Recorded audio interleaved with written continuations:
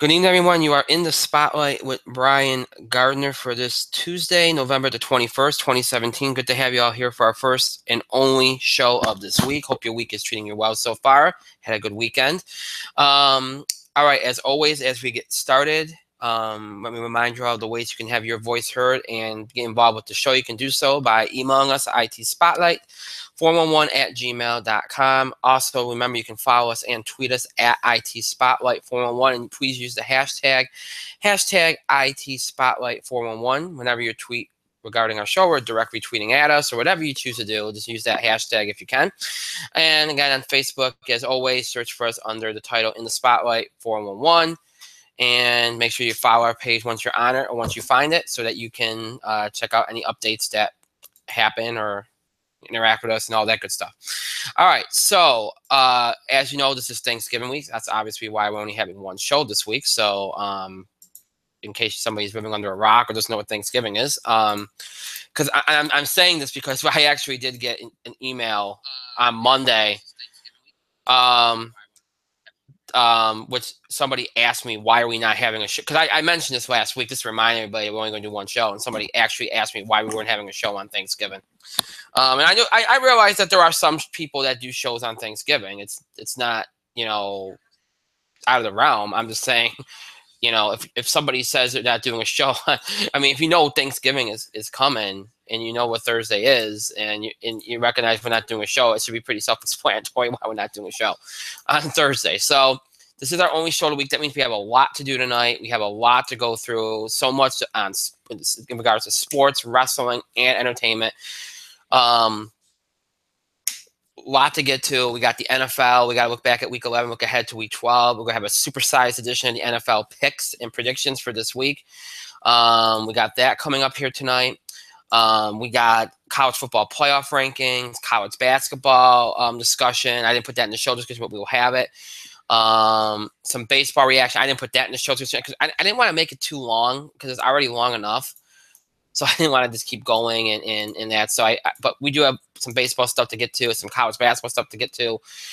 So we got all that going on with that. And then I want to talk about this Joe Morgan thing that came up today, which I think is, I'm going to rant about it. I'm probably going to get very loud about it.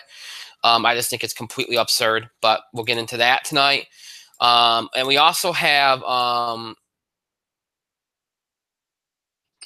trying to post the social media, so I apologize. Oh, we also have on the wrestling side, Fallout from Survivor Series, and Monday Night Raw and SmackDown tonight. We got all that going on. And on the entertainment side, we have the box office beat, we have TV highlights, and we're going to talk about within the box office beat. We're going to talk about the fallout from what happened with Justice League this week. It's going to be a lot of fallout. So we'll talk about that because obviously, a very, very big, big piece of news to discuss. But before we get going tonight, I want to briefly mention something that's why I'm kind of stuttering here, because something just came across my way on Twitter. And it's sad news, and we always hate to start with sad news, but if there is news, we bring it up, and it's important we do it. David Cassidy of the Partridge Family has passed away at the age of 67. This is coming from Entertainment Weekly and a bunch of other sources. So if you're on Twitter right now, you'll probably see this.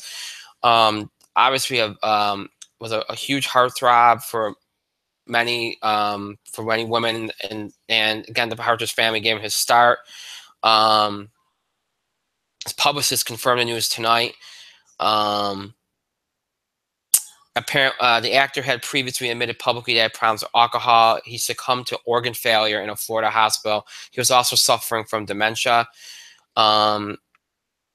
He made many TV appearances over the years: Ironside, Medical Center, Adam 12. Of course, most known for his role in The Partridge Family. He was the eldest son in the ABC sitcom that was loosely based on a popular family band called the Cowsills.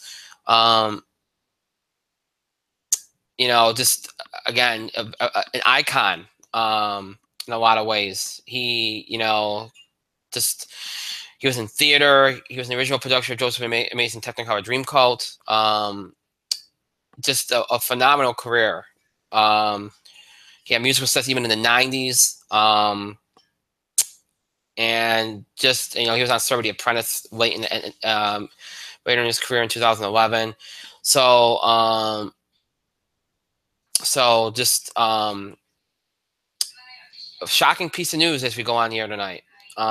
Very shocking piece of news. I wanted to make sure we note that, again, he's an icon. Everybody I think would know David Cassidy, especially those that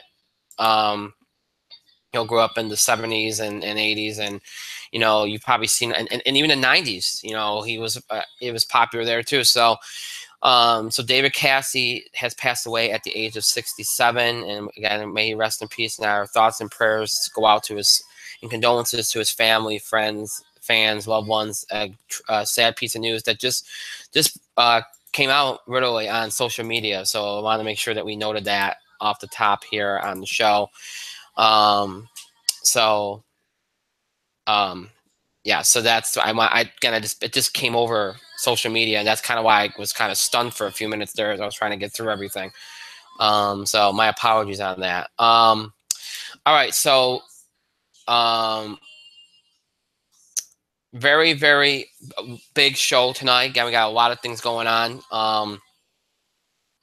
This is our only show. Next week, we're back on for 2 shows, back to our normal schedule. And obviously on Tuesday, we'll do some sports. We'll do some wrestling and entertainment on Thursday. Nothing special next week as of yet, because coming off the last couple of weeks, it makes sense to have a quieter week. And then after that, we'll kind of progress as we go towards Christmas and that kind of thing. And I think we'll have a wrestling show later on in December as we get closer to Clash of the Champions at the end of the month. So nothing really special coming up. If there's anything, obviously we'll tell you along the way. And as we get to the new year, we'll make some announcements and start some bigger plans. All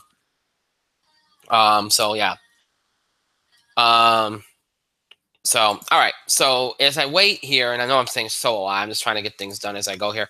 So as we're waiting, we will get started here while we're waiting for my co-host to come on. We'll get started here, do some NFL and get the ball rolling because he doesn't like talking football anyway. So let's jump in right now and get into some NFL. We'll start with the NFL, and then we'll do college football, and then we'll go from there. So an interesting week across the league. We had some upsets. I think this was probably the most interesting week in the NFL all season. And I think what's good about this week is that I think now we can firmly determine which teams are the teams to watch, which teams are elite and good enough to go to be Super Bowl contenders, which teams are at the top, but you're still not. You put them up there, and they're definitely going to be there. They're probably going to be playoff teams, but you're not really. But they're top teams, but you don't know if they're Super Bowl contenders, but they're teams that you're going to figure big time into January. And then you have your teams that are in the mix, in the hunt, teams on the outside looking, and then teams that are out of it. I think by now it's taken longer than usual because I'm about to go into week 12. But I think we obviously now know where we're at with some of these teams. Finally, we can say now who we can look at on those levels with some certainty. The playoff picture is completely materialized now.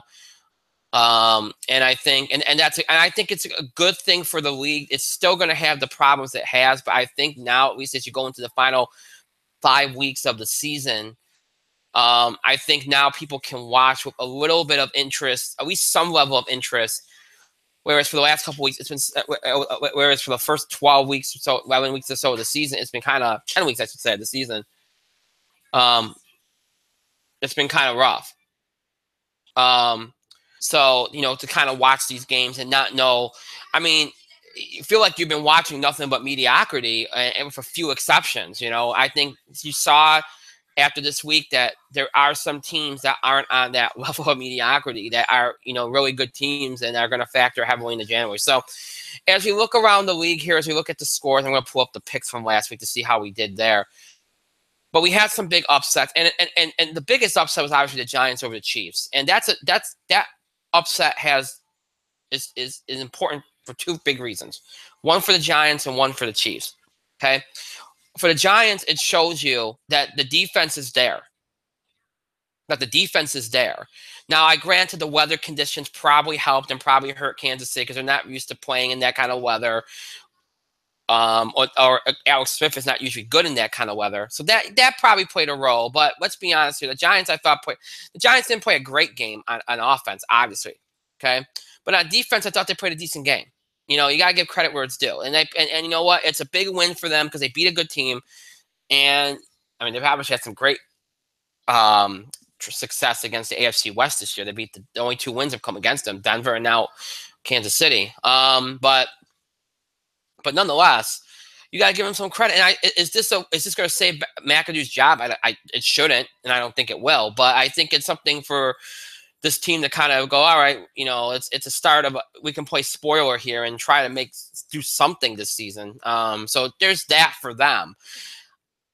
More importantly, though, I think for the Chiefs, all right, and when you have an upset like this late in the season, it's always more important and more significant for the team that was favored by a lot that lost. And look, the Chiefs, when we went into this season, the early part of the season, over the first few weeks when everything was so bad in the NFL, the Chiefs were the lone shining light, and everybody was on them, including myself. We all thought they were a potential Super Bowl team. They were the only team that looked elite as we went into week 5. They were the only team. Okay? And then they just fell off them. And that's not unusual. We've seen this with the Kansas City Chiefs, where they start off hot, they go through a middle of the season kind of rut, and then they come out of it, and then they look great again, and then they kind of sometimes have playoff issues, But look, if you've seen the Chiefs over these last few weeks, I think now you really have to start to worry about them. This is not just a middle of the run, middle of the season type deal. Okay, they have some legit problems.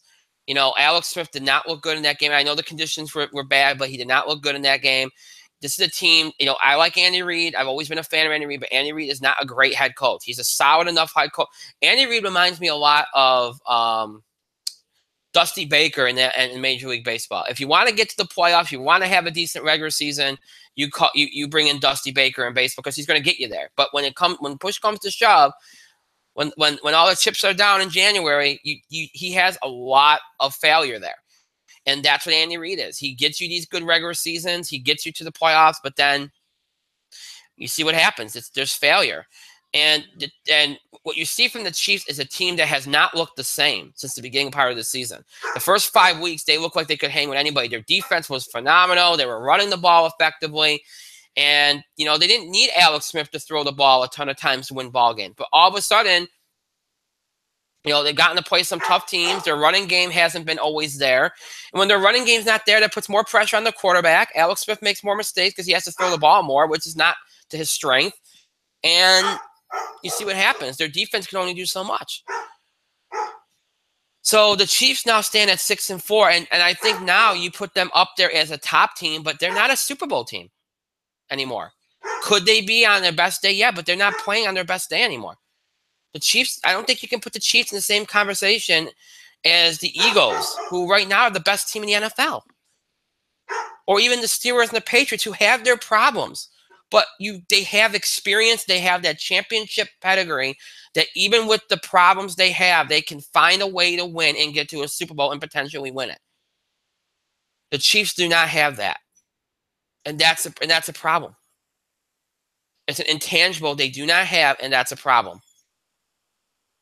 So we learned a lot about the Chiefs these last 3 weeks, most notably on Sunday. And, as I mentioned about the Eagles, if you had any doubt, I said the Eagles were one good week away from really putting themselves on that elite level. They did it. Now, I know Dallas is compromised. They don't have – their running game's gone. With Ezekiel Elliott gone, okay? But which is exposed. God, I can't think of his name. Good Lord. Dallas quarterback. Why can't I think of his name? I'm blanking on his name. I really do apologize. I just can't think of his name. But yeah, I mean, they have no running game right now. Dallas. They have no running game right now. It is completely left them. Their defense is again, when your offense can't get the job done, you expose your defense a little bit because you're quickly off the field. So yeah, I mean, Dallas is first of all, Dallas is in trouble. Okay. Second of all, the Eagles proved themselves. This was their week to come out and solidify themselves. The division is gone. They're going to win it. They're probably going to get the. I mean, though Dak Prescott. Sorry, that came up with it now. But the Eagles are probably going to be the Eagles are going to be at least a top seed. Now, look, the Eagles, as good as they are, they're going to win their division. You know, they got some teams behind them because New Orleans has made some statements in recent weeks. They've looked good. They had a tough contest against the Redskins. You got to get the Redskins credit. They're so banged up, but they keep playing competitive. So, you know, Saints survived there, but the Saints are 8-2. The Vikings, on a Rams team that's held it together this season, unlike last year, Vikings defense, which has been phenomenal, shuts down the Rams, keeps them a touchdown. And now the Vikings offense has come to play. So now the Vikings are looking good. They're at 8-2. So you got these two 8-2 teams right on the Eagles' heels. Which again makes it interesting as far as that top spot goes. It's not a foregone conclusion that the Eagles are going to be the number 1 seed, like everybody thinks they are. But you know, they're obviously in a position to get a top seed, as are the Saints and as are the Vikings. All three teams have had have had great success, and now those three teams are top of. I think the Eagles are a Super Bowl elite team right now. They're the only one in the NFL right now that I think is an elite level team that I think is a Super Bowl level team. Obviously, the Patriots and the Steelers have the potential to get there.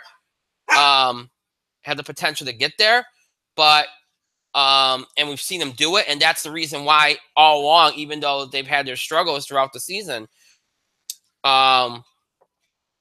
we kept them on that top level because of the fact that they have that championship pedigree, they have that experience, and you know, it was just a matter of them kind of figuring out a way to win games and consistently with the problems that they have. The Steelers obviously on defense, and the Patriots obviously on defense. We know the Steelers can score. We know New England can score. It's just an issue of whether they can get the job done on defense. And they've shown, even though their defenses are not great, they have shown that they can find ways to win games, and their defense can do just enough.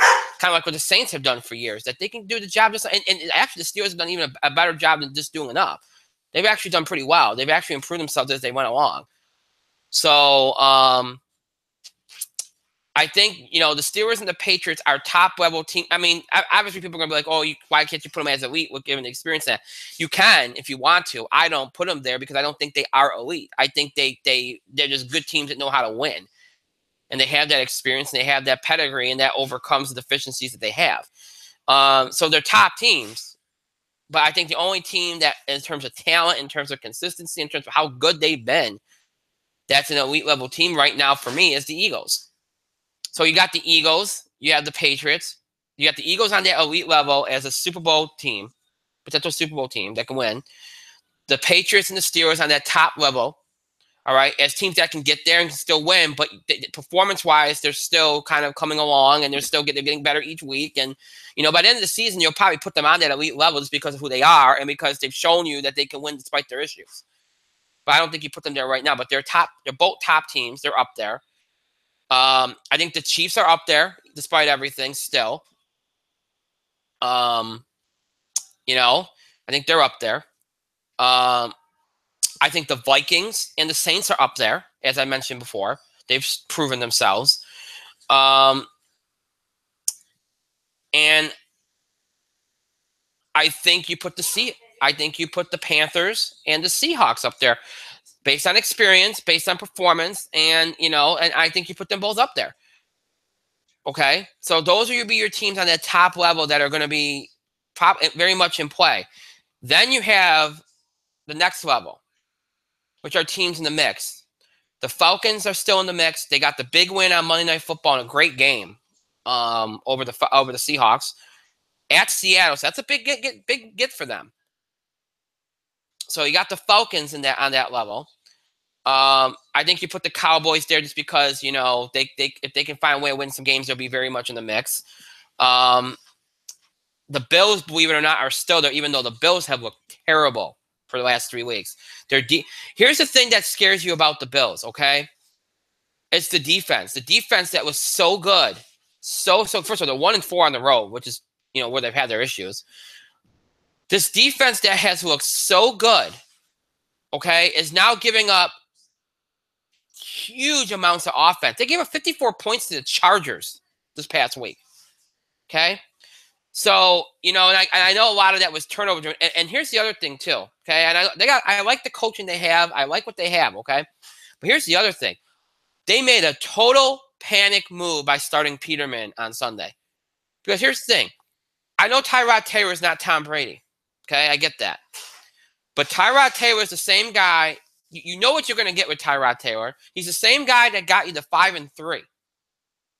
Okay? Why mess with it? You mess with it. The guy got picked off 5 times. That's the reason why you lost, probably. Or that's the reason why you lost by 30.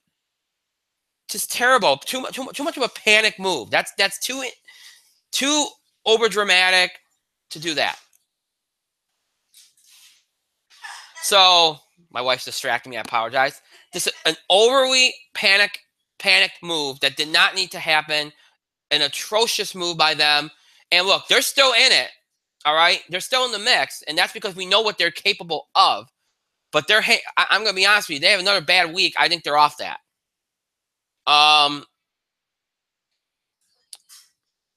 Rams are in it. The only reason why the Rams aren't a top team is because it's hard to buy them after what happened last season, but they're up there. And I guess you could say the Jaguars are definitely there. The Jaguars are definitely in the mix there. And again, you worry about them because you don't know what they're going to do. It's kind of like the Rams. You just don't know what they're going to do. But I think if they have 2 more good weeks, I think 2 more wins for Jacksonville and the Rams probably solidifies them as top teams. More than just being in the mix. The Lions are still in the mix at 6-4. I think the Packers, I said, are still in the mix. The Ravens, I guess, still are. You just don't know what you're going to get week to week. One week, they look like they're good. They find offense. They're good defensemen. And the next week, you don't know what you're going to get with them. I guess the Redskins are playing hard, but I don't think they're in the mix because I just think they're too banged up. Yeah, those would be the teams I think are still in the mix. Titans too, but I think they're fading. They looked awful against the Steelers. I mean, they kept it close early, but I don't know. I think Jacksonville's been more consistent than them. I think they've looked better than them. So I think right now I put the Titans on the outside, at 6-4. No, I'll keep the Titans on that in the mix for right now. Because I don't think I wouldn't jump on them yet. That might be too early to jump off them. So you got I think you got Tampa, Miami, Washington, Arizona, Houston, San Diego, and the Bengals and the Raiders all on that outside looking in, on the Jets on their outside looking in level, which means they could maybe play their way into it based on how, depending on how things fall, because they're still close enough. But realistically, they need to do something pretty special and need a lot of help. The teams that are just out of it, the 49ers, the Colts, the Broncos, the Giants, obviously, the Browns, the Bears. Those are your teams that are out of it. Okay, so there is some division here. We've seen some separation, and that's good. I think that's good for the league. I mean, again, it doesn't fix the major issues, but it's something where I think people can hang on to go, all right, as we head down the stretch run of the season, as we go into the playoffs, there's teams to watch that are playing quality football, and it makes for, I guess, for the rest of the season, at least you can look at some matchups and go, all right, well, now I know that, there is some division, there is some distance here between some of these teams. When you look at matchups now, it helps. It makes for some more compelling storylines, some compelling drama. You can set some things up. When you look at these games, you can say, okay, this has playoff implications now. At least you can you feel something now for some of these games, you know, as opposed to before when you didn't know what to make of some of these teams and you didn't know who was going to stay at the top, who wasn't. You didn't know what to buy. You didn't know what teams to buy into and what teams to not buy into. Now you kind of have an idea now after these last few weeks. So as we head into week 12, that's very, very important. As far as how we did on our picks for week 11, I had the Falcons over the Seahawks. It was one of my upset picks. I won on that one. Eagles over Cowboys, that was an easy one. I won on that one. Patriots over Raiders, I won on that one. That was a weird game too from Mexico City. That was rough to watch at times. Vikings over Rams, I had that one. That's a win. Saints over Redskins, that was a win, almost a loss. And Titans over Steelers, that was my big upset pick. I lost out on that one. I should have known better. So I went 5-1 on my picks for last week. That's terrific, actually. So that alone tells you something. Like I said, not it shows you that some of these teams have come into their own a little bit and makes for some easier picking as far as the games go. All right, so week 12. As you look ahead to week 12, as knowing what we know now, again, kind of having a better idea about these teams, the playoff picture, it makes for an interesting rest of the season now, at least more interesting. And week 12 has some big games, and we're going to do a supersize version of the picks this week, which means we're going to pick all the Thanksgiving games. That's what we usually do when we do these picks. All the Thanksgiving games, and then we do our usual pick 6. So we're going to pick 9 games. So we usually do, again, the 3 Thanksgiving games and an additional 6, which is the usual amount we do. So let's pick the Thanksgiving games first. There are 3 Thanksgiving games. Obviously, the Lions and the Cowboys are always playing. The first game will be the Lions playing the Vikings at home, 12:30 p.m. Eastern on Fox from Ford Field. Unfortunately, I don't think this is going to be much of a game. The Lions have been very lucky to keep themselves in the mix here. They're going to give you look. They're going to play competitively, but I think the Vikings have too much. The Vikings offense has really come into its own lately. And Keenum and the quarterback position has been solidified there. Defensively, they're very, very good. They've been very good on the road too. I like the Vikings over the Lions. In that first game. Second game, 4:30 p.m. Eastern on CBS from Dallas, Texas. Cowboys versus the Chargers.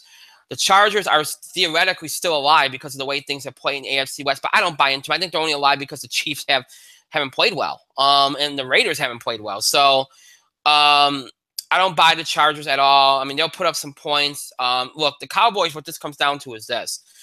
They don't have a running game right now. Is somebody going to step up in the running game, or is Prescott going to step up in the passing game? If one of them steps up, the Cowboys win this game. If they don't, this ends up being a close game, and it could be a scare for the Dallas Cowboys. I still think the Cowboys, even though they've shown the last couple of weeks that they're kind of in a mess right now without Ezekiel Elliott, I still think the Cowboys have enough to win this game against the Chargers, and I think they will. I'm going to pick Dallas in a very, very close game. But this game worries you because of how they played without Ezekiel Elliott and because of how Dak Prescott has played without Ezekiel Elliott. This game worries you for those reasons. But, again, I would like to think Dak's going to step up a little bit. And their defense is good enough to hold the Chargers down. And they're at home. So I like the Cowboys in that game. 8:30 p.m. Eastern game on NBC, the nightcap game from Washington, from Landover, Maryland, but at home for Washington, a home game for the banged up Redskins versus the Giants. The Redskins have played very good football despite their record, despite being banged up. The Giants come off a big win against the Chiefs, in which their defense played much better. Offensively, they still struggled, and that to me is going to be the difference. I think the Giants defensively might show you some things again this week. But ultimately, I do not expect. Ultimately, I think this is Washington's game to lose. Again, offensively, they just have. I just think they have a little too much. They have too many playmakers. Even though they're banged up, they're at home. But the way the Giants' offense has played, I don't think they have enough there. And even if their defense comes out and plays a good game, I think the Redskins will find a way to get it done at home. And so I like the Redskins, especially the way they played against better teams. I like the Redskins over the Giants in that nightcap game. So those are the Thanksgiving games. Now we move on to the regular slate on Sunday. Couple good games. Let me first get to the Monday night game because the Sunday night game because I think that might be a interesting game. 8:30 p.m. Eastern NBC from Heinz Field in Pittsburgh. The Steelers at home against the Packers. You gotta like the way the Packers defense has played throughout because I think they realize their defense is going to have to come up big for them if they're going to try to win any of these games because Huntley ain't going to get the job done. And this is a home game for Pittsburgh. I think Green Bay's defense will make this a competitive enough game where people are going to be surprised that Green Bay is still in this game, maybe into the second half. Having said that, I think probably I think this will compare very favorably to the Tennessee game last week, where they kept it close, and then the second half Pittsburgh opened it up. I think the same thing will happen again, but I think Green Bay will make it interesting in terms of how good their defense, how close their defense keeps it in the first half. But I still like the Steelers over the Packers, and that's obviously a game of obviously an old school rivalry game. But Steelers over Packers in that game for me. Let's see what else. 4:25 p.m. Eastern game on CBS from LA. You got the Rams versus the Saints. Big game.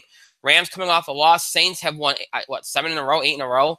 Saints are playing good football. Now, the good thing, this is why the Saints have really done well this year. They're 4-1 on the road. They usually don't play well on the road. They should be winning all the games at home. While the Rams have struggled at home, only 3-2. So they've done better on the road. This is an interesting game because there's going to be a lot of offense.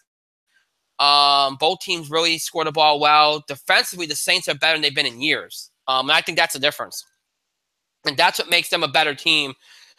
And I think that's why they've done so well this year. Because of the fact I think their defense, the Rams defense isn't horrible. I think the Saints have done more with their defense this year than probably the Rams have. So, yeah, I like the Saints over the Rams this week. And what should be a really interesting, probably high-scoring game. Because even on good defenses, these teams find a way to score. So, Saints over Rams for me in that game. Let's see what else is here. Let's pick this one. A game between two teams hanging. Well, okay, I guess the Broncos are out of it. But a game between two teams that we're expecting to be very much in the mix. And one's on the outside looking in. The other's hanging by a thread. 4:25 p.m. Eastern on CBS from Oakland. The 4-6 Raiders against the 3-7 Broncos. A home game for Oakland. Look, Denver's going to play well defensively. They'll keep it close on that. And the way Oakland's offense has played, because of that, I think this will be a close game because between the Broncos defense and the way their offense is played, this probably end up being a close game. I like Oakland in this game because I think Oakland recognizes this is a must-win. I think the Broncos do too. Even though I think they're out of it, I think the Broncos still think they have a path, believe it or not. But I like the Raiders over the Broncos in this game. Let's see what else we got here. 1:00 p.m. Eastern game on CBS from Kansas City. The 6-4 Chiefs at the 5-5 Bills at the 6-4 Chiefs. Both these teams need to win. The Chiefs have struggled. The Bills have struggled. The Bills have struggled more. Chiefs are the better team. I like the Chiefs here. I think they're finally get right here. The Bills' defense has been horrible. Their offense has been just as bad. The body language, you don't like the body language. And, the Chiefs have much more mentally tough than the Bills are. They've demonstrated that. And I think the Chiefs recognize how important this game is for them. So, yeah, I like Kansas City at home where they usually dominate in this game against the Bills. So, Chiefs over Bills. Let's see, what do we got here? 1, 2, 3, 4. We got 2 more to pick. All right, so I like that game. I don't want to go Titans-Colts. That was a bad game. Let's go Panthers-Jets. 1:00 p.m. Eastern on Fox. Home game for the Jets. 4-6 against the 7-3 Panthers. Should be probably going to end up being an ugly game. Neither team offensively. Both teams have good enough defenses, and while the Panthers have the better offense, the Jets have a defense that will hold them down. So the Jets will probably keep this close. The Jets will keep this close, and the Panthers, we know what they can do on defense. And even if the Jets didn't have a good enough defense, Carolina's offense does struggle at times. This will be a close game. I like the Panthers to win it but this could be a surprise for some people. The Jets have surprised me by just being where they're at this year. So wouldn't be too surprised to see the Jets pull us up. I like the Panthers in that game. Let's see, 1, 2, 3, 4, 5. One more game to pick. I don't know which one I want to go with. Jaguars, Cardinals, Texans, Ravens. Texas Ravens is a terrible game. I don't want to call that game. Oh, terrible. Dolphins. If that game was at Miami, Dolphins Patriots, I'd probably pick that game because I think Dolphins would beat them. They always tend to beat them in Miami. Oh, good Lord. Do I want to pick the Titans Colts game either? You know what? I know what game I'm going to go with. Let's go to the 1 o'clock window. 1 o'clock from Eastern on Fox. The Buccaneers at the Falcons. Only reason why I'm calling this game is for 2 reasons. One, Atlanta hasn't played very well at home. They're only 2-2. And Tampa, again, I've said this for years, whether they're home, especially if they're home, but even on the road, Tampa has a tendency to beat better teams in their division. And, you know, they've been one of those teams that's kept things close at close in a lot of the games that they've lost. And you could see them putting up a good game here. So I'm going to pick Atlanta. I know I'm not picking too many upsets this week, but I'm going to pick Atlanta to win this game. But I think it's going to be a close one. This could be one of those scary kind of watch out for an upset type deals because Tampa's done it before. So, but yeah, I'll pick the Falcons in that one over Tampa. So 9 games we picked. The 3 Thanksgiving games and our usual pick 6. So we got Vikings over Lions, Cowboys over Chargers, Redskins over Giants. And then on the Sunday slate, Steelers over Packers, Saints over Rams, Raiders over Broncos, Chiefs over Bills, Panthers over Jets, and Falcons over Bucks. So those are your picks for supersized picks for this week. NFL Week 12, I always look back at them next week and go over everything that happened and all that good stuff. Should be a decent week. Some games with playoff implications. Should be a good week. Probably at least interesting like last week was. So, all right, really quickly before we move out of football, well, let me first welcome Mike in because I know he popped up during the NFL stuff. Mike, how you doing?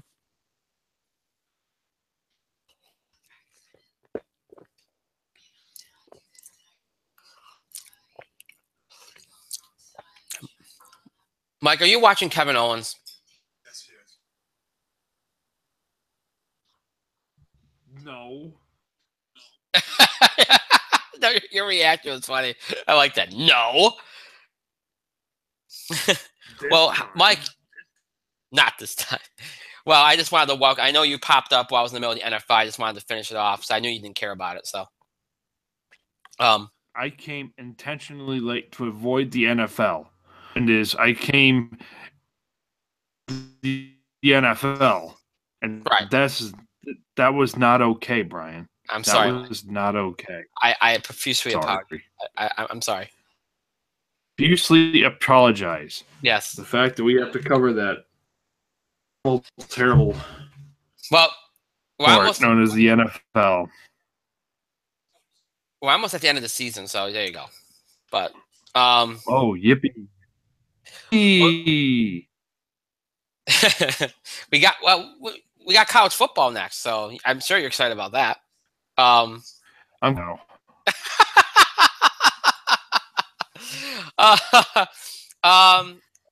Well, here's the thing, okay? There's not a lot to talk about in this week's rankings because really, we look back. Remember we talked about last week. We kind of set the stage for this weekend. There wasn't going to be a lot of movement because there wasn't a lot of good games. This week's going to be different because we got the Iron Bowl on Friday and lots of things going on with that. So this weekend, you should definitely, coming out of it, see some movement because you're going to see some teams playing each other. As far as this week goes, the only significant change, Miami leapfrog Clemson, which I think is interesting. But Miami probably had the better performance. That's probably why. Other than that, no other movement. Everybody stayed the same. So, and yeah, Miami and Clemson are on that same plane. Again, it's apples and oranges at this point until they play each other, and so that's neither here nor there at this point. So let's leave that. So not much to talk about the playoff rankings there, and for obvious reasons. Now, as we again look at what's going to be on tap for this week, and remember, folks, there's games on Friday. The Iron Bowl's on Friday, so that's important to know. So you got some interesting games to be played here. Significant games, obviously. So actually, the Iron Bowl is not even on Friday. Why did I think it was on Friday? Oh, Miami Pittsburgh's on Friday. Baylor TCU is on Friday. Okay, so I got the date wrong. All right, so the Iron Bowl's not on Friday, so forget that. So it's not much of significance on Friday. Ohio State plays Michigan on Saturday at noon. Big game. Even though Michigan's pretty much out of it as far as the playoff rankings go, they would relish playing spoiler, and they could very well beat Ohio State. That's Ohio State's last gasp. They lose that game, I don't care what they do in the Big Ten. They're not making it. So that's a big game for them. Alabama Auburn Iron Bowl 3:30 on Saturday. That's probably the most significant game, and here's why. Okay, if Auburn loses, they're out of it at 9-3. They're out of it. If Alabama loses, they're probably still going to be in it. They have to lose twice to probably be on the outside looking in. We've seen that. We've seen this game before. So that's significant because if you're all these other teams, all right, knowing full well that no matter what Alabama does in this game, because hoping for Alabama to lose twice is probably a futile effort. They're probably not going to lose twice. You're probably just going to hope for Alabama to win so you knock Auburn out. If you're one of these teams on the outside looking in, that's probably your best bet. So, look, I expect this to be a close, entertaining game. You know, and here's the other thing too. If Auburn were to win, okay, that's going to vault Auburn probably into the 4 slot because of being Alabama. So if you, like I said, if you're one of those teams, you're probably hoping Alabama wins. You know Alabama's probably going to be in, no matter what. If Alabama doesn't win, Alabama's still in, and then Auburn probably vaults in. So you lose 2 spots. So I think you're probably hoping Alabama wins there. So, but that's obviously a very significant game. What else is there? West Virginia, Oklahoma, 3:45 p.m. Eastern. West Virginia's not a bad football team. They could put up an upset. I don't think they will, but that'd be a game worth keeping track of. Clemson, South Carolina. I think Clemson will be okay in that game. I think they will, but worth noting that's at 7:30 p.m. Eastern on ESPN. Worth keeping an eye on that one. That could be worrisome. North Carolina, Stanford, 8 o'clock p.m. Eastern on ABC. Again, Notre Dame kind of on the outside looking in, but they can't afford a loss. And if Stanford takes them out, they're firmly out of play. So that game obviously has significance. So those games are all the significant games. Obviously, Alabama, Auburn, the biggest and probably most significant. So, and again, I think Alabama will probably win, but, you know, who knows? So some interesting games on tap. And we'll see how they do. Now, you know, beyond this week, you know, things. I think we got 1 week left. I'm trying to look at the schedule here. Week 13, week 4. Yeah, you got 2 weeks left. So, yeah. After that, you got Miami, Clemson. 1 week left. Miami, Clemson, the AFC Championship game. Ohio State, Wisconsin, and the Big Ten Championship. So that's obviously 2 significant games. This is the last regular season week, and then you got the 2 championship games, which will obviously have implications. Because whoever wins that Miami Clemson game is going to the playoffs. The other one isn't. Unless something miraculous happens. And there's a good chance that if Ohio State loses this week, that game won't matter for them. It'll matter for Wisconsin. It won't matter for Ohio State. So really, there's 3 more significant games left this season. Really impactful games. Alabama, Auburn this week. Miami, Clemson, Ohio State, Wisconsin next week. Those are the 3 games that's going to decide the playoffs, essentially. So we'll talk about those games next week, and obviously we'll see what happens. Alabama, Auburn this week should make for some interesting drama. All right, now a couple of quick things. First of all, let's jump to baseball real quick. And people have been asking me over the weekend about the MVP choices. I don't have an issue with them. I don't have an issue with the Cy Youngs. I don't have an issue with any of it. I'm happy they didn't go with Judge because I think, and I know now there's people talking about there was an injury reason because he had the shoulder surgery that was bad for 6 weeks. It doesn't matter. He had a bad 6 weeks. If he had good 6 weeks there and he hit 60-something home runs, whatever, there's no way you couldn't give him the MVP because you've never seen somebody get that kind of home run total and RBI total not get MVP. So, but Altuve deserved it, so that's the right call. I'm a little weird. It was real weird to see the votes the way they were. I thought it'd be closer there. The NL ended up being closer than the AL. That was interesting. But I don't have any issues for any of the awards. That's why you didn't hear me. That's why I don't think there's anything worth discussing, to be honest. So no issues with that.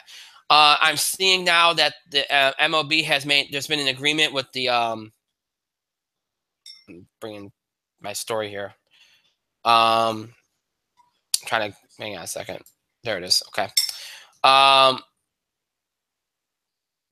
Let's see here.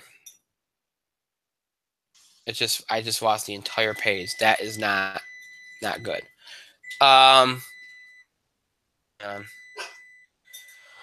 So all right, so Ohtani, the whole posting thing's been settled. So he will be coming over here to play this season, which is significant because anybody in baseball can afford this guy. He's only going to be getting $3.5 million. He's under the age of 25. He can't. I mean, so you're essentially going to get him for 2 years at $3.5 million. That's just ridiculous. A guy that's called the Babe Ruth of Japan, can pitch and hit. Supposedly American League teams are the favorites for him because most people would say they'd be better DHing because you don't want him to get hurt. Less chance of him getting hurt, I should say. So everybody thinks the Yankees are their favorite, but I've heard Texas is big on him too. So we'll see. I mean, they can start negotiating with him tomorrow if they want to. So that's interesting. We'll see how that develops in the coming days. The only thing that was the hang-up was the posting system. That has been settled. So Ohtani will be playing over in Major League Baseball this season. So that's a big development. The other big thing today is the MLB came down. I'm sure Mike will be interested to talk about this even though it's baseball. The MLB came down on the Braves today for this whole thing with controversy that they have with the international signing market. They committed serious rules violations. They have banned former Braves general manager John Coppola from MLB permanently. Okay. They've lost 12 prospects to free agency. They're all going to be declared free agents. One of their executives, I believe, was banned for a year. Braves lost 13 prospects. I'm sorry, it was 13. I thought it was 12. They lost 13 prospects. Former general manager John Coppola was banned for life. Special assistant Gordon Blakely was suspended from baseball for 1 year as well. Sanctions were imposed that will leave the Braves unable to bargain at full strength for a top Latin American prospect until 2021. One of the players that they're going to lose is a top pick, like a top 10 draft pick. So obviously a very significant crackdown by MLB for these rules violations. And this is a story that hasn't been getting a lot of attention. It's been odd because I feel like if this were in any other sport, it'd be getting a lot more attention, except for the NHL. But if in the NFL or NBA, it probably been getting a lot of attention. It just hasn't gotten a lot of attention. Now, look, the Braves, does this hurt the Braves? It does in a way. But they're also been tanking their season. They have a lot of top prospects they've been acquiring. So, I mean, look, is this going to hurt them? It probably slows them down a little bit. But they're in a position where this doesn't really hurt them. But I have to give baseball credit. This is why I'm bringing this up. I have to give baseball credit because I've never seen a punishment like this before. And and look, you can't say it's not significant. You know, even though it doesn't hurt the Braves theoretically, I mean, to lose 12 prospects to free agency, again, it might not seem like it hurts. Okay, they're not going to win next year anyway, so who cares? They're not going to win the year after anyway, so who cares? It's gonna delay their rebuilding for probably 2 or 3 years by losing them 12 prospects. You know, or those are prospects that they could have used in a trade or something. I mean, it does hurt in some level. It doesn't hurt immediately, but it will. I mean, look, I just give him credit for it's nice to see a commissioner crack down on something severe as this and make a significant punishment on something that even though because this is something that usually if it's a story like this that maybe doesn't get as much attention as it should, a commissioner might say, it's not going to make a difference. Nobody's talking about it. Let's just give them a slap on the wrist. They didn't do that. They gave him a significant penalty. That's, you know, again, even though it might not have immediate consequences, will down the road. So, Mike, I don't know if you have any thoughts. I know you're not a baseball fan, but I figured it's something that's a little bit more, hot stirring. So, I actually think it might do the Braves further than you think, further than we think. I mean, I don't know. You went over it a little bit, because baseball apparently, excuse me, allows teams. This is from the New York Times. I sneezed. That's why my voice cracked. It sucks. From a specified bonus pool amount to spend on international amateurs, if a team exceeds its figure by more than 5%, it cannot sign any player for more than $1 for the next 2 years. Found the Braves had effectively underreported their sign 2015-2016, letting the bonus of the lesser prospect who was not subject to bonus pool rules. Then they funneled much of his money into the better prospects who had signed within the rules that allowed the Braves to remain eligible for lavish spending on the 2016-2017 market when they signed Matane and other elite amateurs, restricted to a $300,000 limit for signings. And for the current period, the Braves nonetheless signed Brandel, something very Spanish, Angel Rojas for more than that by giving money to them from the bonuses of lost prospects. And the Braves have been said to have been equally brazen in such practices for years and years and years. They mentioned several other players. So, of course, Rojas, Sucre, and Ji-hwan Bae, in shortstop, who was very coveted, apparently. Mm-hmm. The 13, you keep saying 12. The 13 players, yes, agents, even though Bay's contract did not become effective. They penalized the Braves by not allowing them to sign any international players for more than $10,000 in 2020 and slashing the bonus pool in half of the following year, and they will not have a full international allotment bonus until 2022. Now, this pretty much cripples the Braves' international signings, and as we know, baseball is a truly international game, right, Brian? Yes. It's like there are white players, but there are a lot of Hispanic players, there are a lot of Japanese players, there are a lot of African American players, especially a huge contingent of Hispanic immigrants who've come to the MLB and are applying their elite talent. Some of those elite immigrants, of course, let's say, but of course their birth certificate reveals they're really 52. Just how it works. It's just how it works. So we're looking at of elite prospects. Now, you mentioned that the elite Japanese player. I'm going to call him Steve if you don't have a name.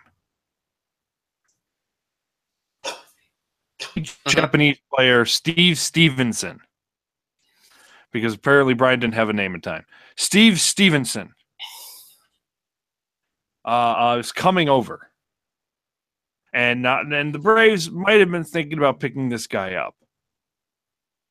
Now, they can only spend $10,000. I'm pretty sure the Yankees would laugh that offer the universe because fuck it's the Yankees.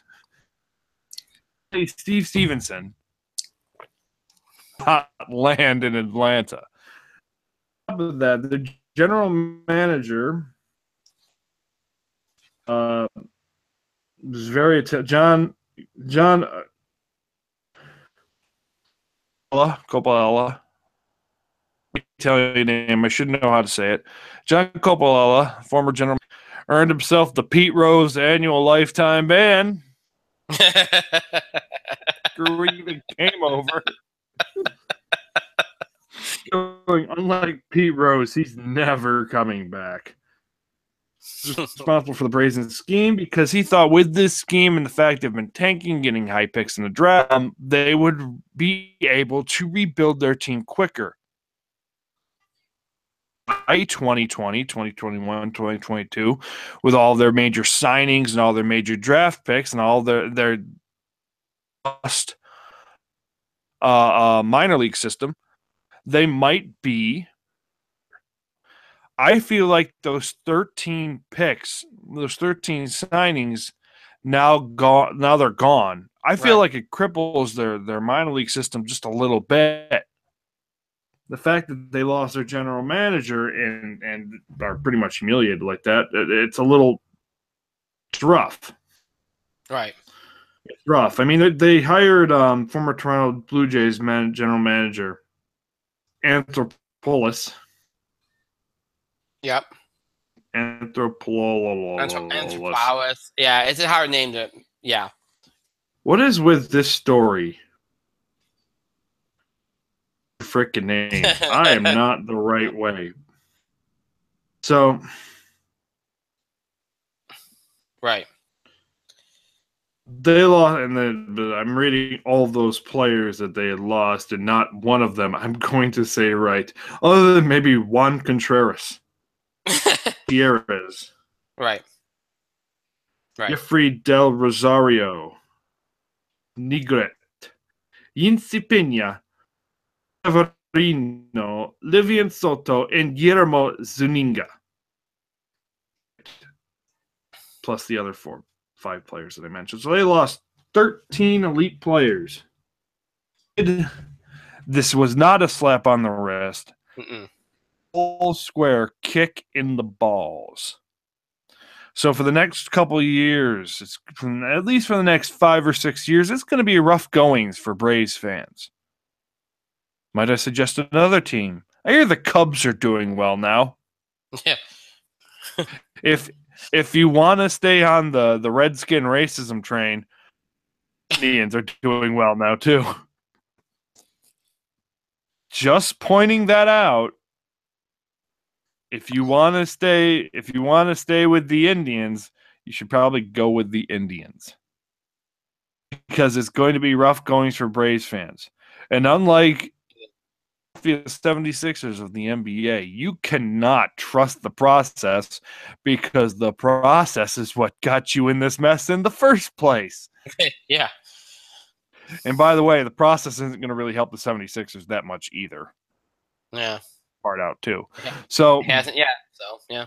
It hasn't bore fruit yet. Of course, this more poisonous fruit. So if you're an Atlanta Braves fan, you might want to think about another team. Yeah. Suffer. It's up to you. It's going to be a long couple of years. This really hasn't too much signing signing of major league players as they are now. But the problem is Atlanta has been a rough spot to try to convince major talent to come. Why would why would want Giancarlo Stanton? Right. Say he's a free agent. I'm just throwing him out there. He's not. Why would Stanton or let's say Aaron Judge, the guy who should have been MVP, why would Aaron Judge or Giancarlo Stanton say they're free agents, sign with Atlanta's in the tank? Right. And even if they sign there, there's no guarantee that they're going to be out of the tank. Aaron Judge and Giancarlo Stanton might want to sign with a contender. Would sign with the Yankees, the Red Sox, the Dodgers were in the World Series this year. The Astros won the World Series. The Cubs, the Indians. Who wins? Right. This hurts the Braves on more than one front. Because now they're going to have a hard time getting elite talent there to kind of play with the younger talent to move them up a level. They're going to have a hard time trying to get veterans to go there who are looking for one more glory run. And by it, I mean they're in the shit. It's going to be rough going for Atlanta from here on out. So you're looking at 5 years So if you're thinking that this is a slap on the wrist, It's not. I don't like baseball, and even I know this was MLB kicking him square in the dick. To be fair, let me say this. It was a well-deserved and well-placed kick in the balls. It's really too bad the NFL doesn't share that kind of approach to disciplining. Yes. They thought Tom Brady's alleged a bigger crime than Ray Rice beating his wife. Yeah, that's the NFL. By the way, they welcome back Ray Rice with open arms. He's a Baltimore Ravens front office guy now. Ray Rice beat his wife. Can't get a job. It was kneel in protest. If Colin Kaepernick, and this is going to be a horrible joke, and I apologize ahead of time. If Colin Kaepernick had beaten his significant other, he would have been back in the NFL playing starting quarterback for the Jaguars by now. I don't even think that's a joke. I just hate to say it, but you're right. That's just the nature of the NFL. Adrian Peterson beat his kids with a switch, and he's still playing in the NFL. He just played last weekend for the Saints. We've said it for years. Eventually, it's going to bite them, and I think it has. It's all come down at once. It's the way that they look at things, and the way they perceive things. And look, I'm all for redemption and second chances, but you know what? When you don't feel like the person or people have earned it, like they haven't gone through that process of earning it, because you've seen it before. You've seen it in baseball. You've seen the NBA. And we've seen guys get redemption and after doing things wrong and apologizing. We've seen it. But there's usually a period of time where they have to earn that redemption. It just doesn't happen overnight. There's usually a punishment. There's a process. There's a way that, that they go through a journey before they get to it. And you don't see that in the NFL. You don't see it. And that's because they don't have to, because the NFL's created a culture where it's okay to do these things, or they make you feel like it's okay. Look, they're promoting Odell Beckham Jr. as one of their top stars, but Odell Beckham Jr. isn't any of these controversies. Right. Is a piece of shit. Here we are, just weeks removed, like a month removed from his big, and the NFL is still featuring him and celebrating him. Is none the wiser, and I don't mean that as I'm not using that as a metaphor. He is literally none the wiser because he did not learn from his actions. Right. Look, the NFL, it doesn't hurt. It doesn't help that the orange piece of shit who's in the Oval Office decided, for better and most definitely worse reasons, to kind of attack the NFL for their African American players kneeling in protest in the way African Americans are treated by law enforcement. Right. Legitimate issue, but of course the orange piece of shit, because it makes the color orange look bad, a political thing, up his base. Well, let's say racism, tensions, and his base, which is a significant portion of the NFL's base. Let's face it, the orange guy kind of abandoned their team, and people are, and this is a significant portion, and the other significant portion is 100 times already. The play is brutal. Yeah. The play is awful. These rule changes have kind of dragged the game down a little bit. And it's not that the rule changes weren't necessary. Concussions are still a thing in the NFL. They're still a thing. These rule changes have been implemented So it's the perfect storm. Excuse me. I was about to say the perfect storm. Let me rephrase that. Through what's known as the perfect shit storm, Right. where they're getting hit on all sides. Usual bullshit just ain't cutting it. Right. Know how to handle it. Yeah. No, you're right. You're right. And remember, they thought they were so superior and invincible that it wasn't going to ever hit them, and it did. So they thought all at once, like you said. They thought they were untouchable, and spoiler alert, no, you're not. No, nope.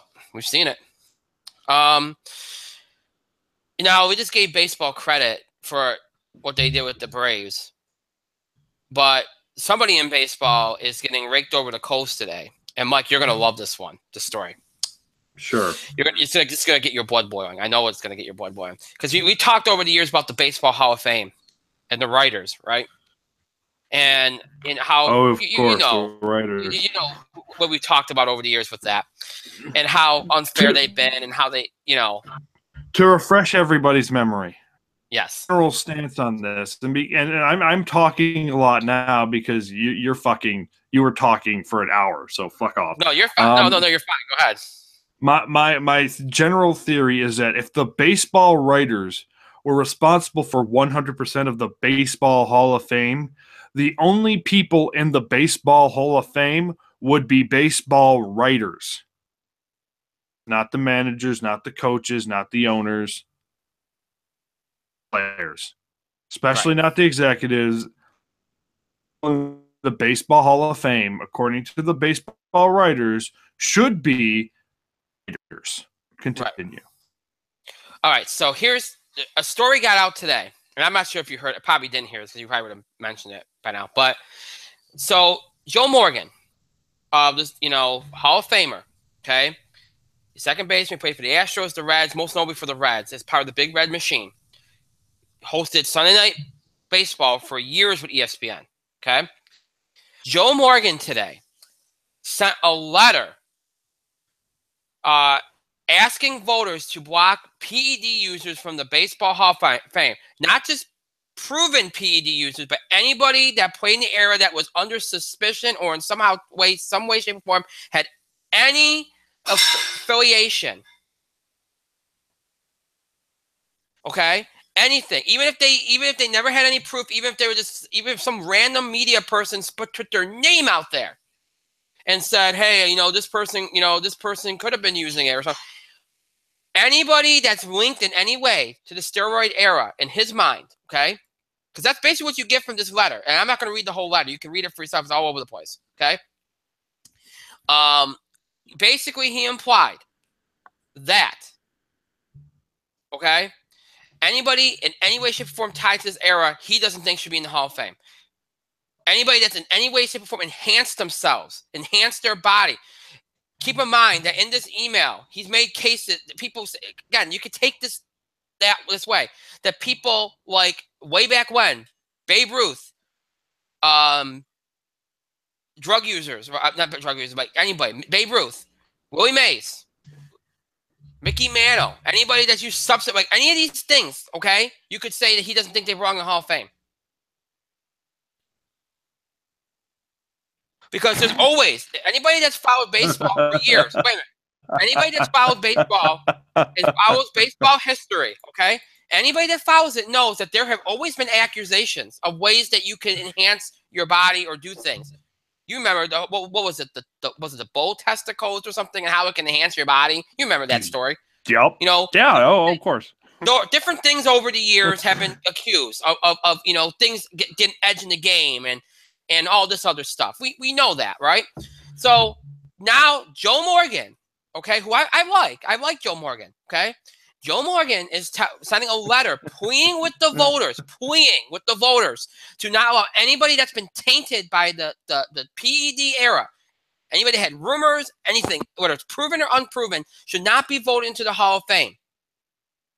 So anybody in the history, that means anybody in the history of baseball that had any rumors about them using anything that gave them an edge in the game performance-wise, again, Anybody that's ever hit home runs consistently for a long period of time, hit a lot of home runs, have been accused of doing something.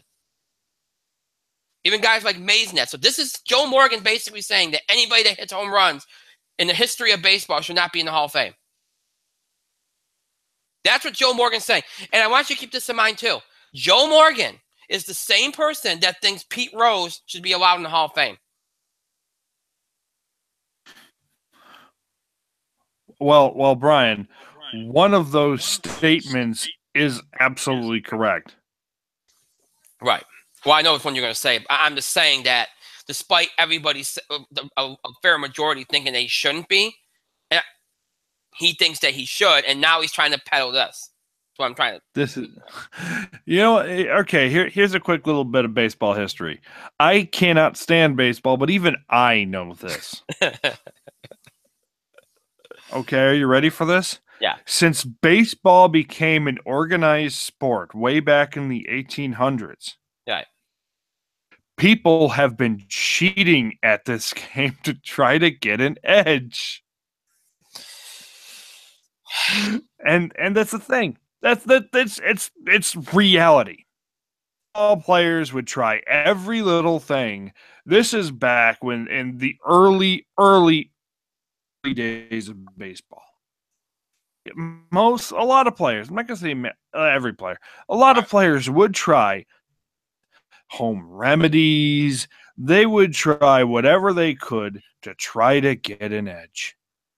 Right. So this is older than this. The cheating in baseball is older than Joe Morgan.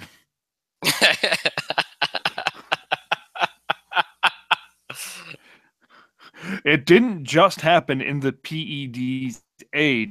It's just that evolved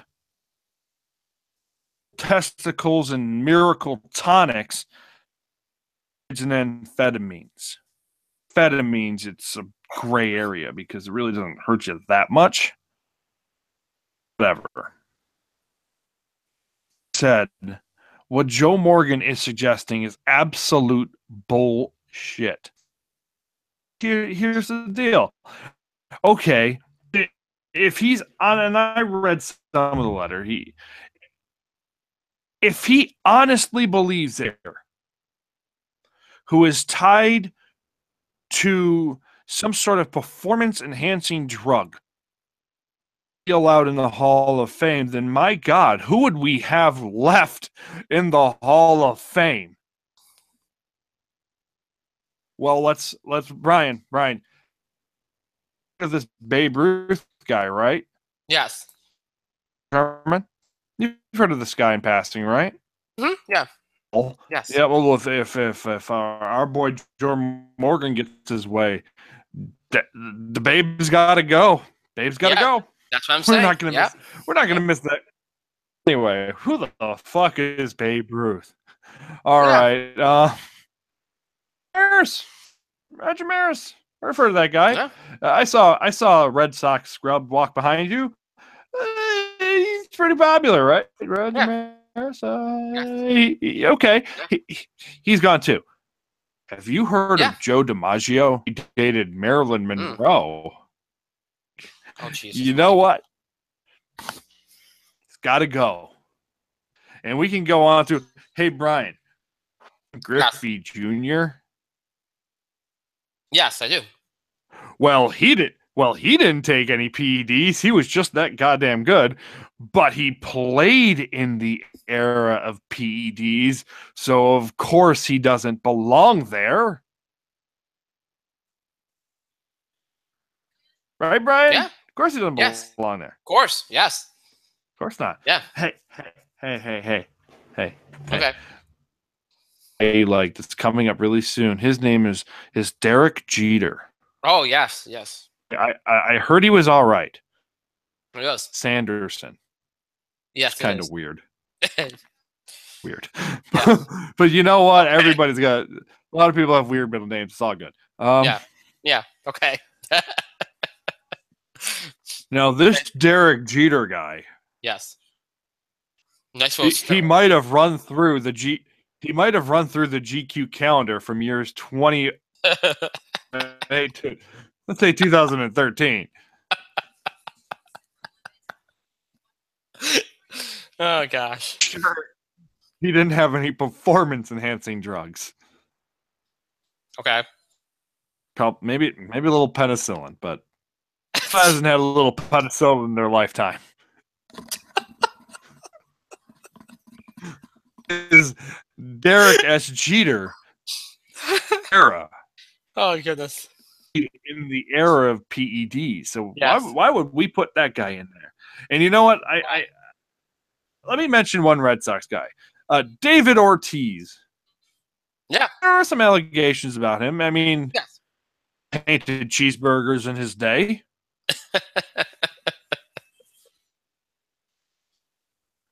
He had a couple tainted cheeseburgers. He may have drank a little bit. They say about David Ortiz, played in the era of PED, so get him out of there. It doesn't make any goddamn sense. You know, it just doesn't make any sense. see, here's Now what there are. Go ahead. Here's what I don't understand. All right, like you said, you made it in much better fashion than I would because it was entertaining. But here's the thing. Like I said, by saying what you're saying, I know he's not coming out and saying it, but you're basically saying that we can go through any part of baseball history where anybody tossed, because there's always been rumors, there's always been, but it doesn't mean that any of them did it, okay? But like Mike said, cheating has been going on in baseball since the very beginning in some way, shape, or form, okay? So most of the time, 90% of the time, you never could prove that who did what and what, you never could prove it. But there's speculation and there's rumors.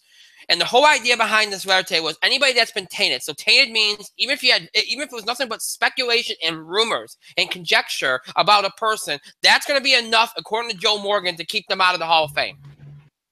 Whether something was proven or not proven, you're going to keep somebody out of the Hall of Fame based on conjecture and speculation, not based on proof. Do you know how absurd? That's a witch hunt. Yeah, that's absurd. And you know what would shut Joe Morgan up right now? There was a persistent rumor going on that, hey, maybe during Joe Morgan's career, maybe Joe Morgan took some anabolic steroids here and there. Well, that's the thing. That's the thing that's the thing that I think is ironic about this. The Big Red Machine, in Cincinnati, dominant hitters. That lineup was ridiculous. Okay, mm-hmm. You don't think that in the '80s, when all the steroids have really just started, like, the Bash Brothers, Seiko, and everything started blowing up. You don't think that there was speculation? You don't think people were using it back then? You don't think there was speculation that they were using it back then? And that's the thing. Joe Morgan, we don't know. Could have taken something, but who are we to say? Exactly. And according to Joe Morgan, the floodgates should be opened and we should analyze all that stuff. Now, Joe Morgan came out tomorrow and said, well, I never used PEDs, but we don't know because Joe Morgan is not a valid source because there's speculation around Joe Morgan's name. So Joe Morgan's got to come out of the Hall of Fame. Yeah, exactly. Joe Morgan needs to shut his damn mouth. Witch hunt sport that values statistics more than anything else. Yes. The single worst thing for baseball. Yeah. And this is more than sabermetrics. This could be the single worst thing. Brian, I'm trying to say this is worse than sabermetrics. Oh God. I don't know. Because and look, when it was in its most down current period, this is the pre-sabermetrics. When baseball was in its most down period, who saved this game? Home runs. Squire, Sammy Sosa, Ken Griffey Jr. Mm-hmm. These guys saved the game. Yankees saved the Boston Red Sox. The game. So let's not hand that saved your dumb ass. Let me just point this out too. That doesn't mean that we're advocating for the drug use either. No. It just means that the fact of the matter is the performances saved the game. Now, here's the thing. What's bringing the game back the last 2 years? Home runs. Home runs. Offense is back. Runs are being scored. Home runs. You saw what happened this year. A record year in home runs. And that's exactly when ratings shot up. People care about the long ball. Yeah.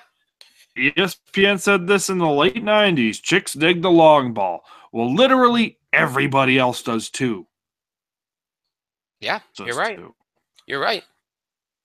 The truth is, the moment when baseball had the least amount of eyes in that post-lockout period, baseball back into the mainstream was Mark McGwire and Sammy Sosa and Ken Griffey Jr. Mm-hmm. That's it. So, no, we do not advocate drug use. Exactly. Right. Never, ever. Other than you don't know who we are. Right.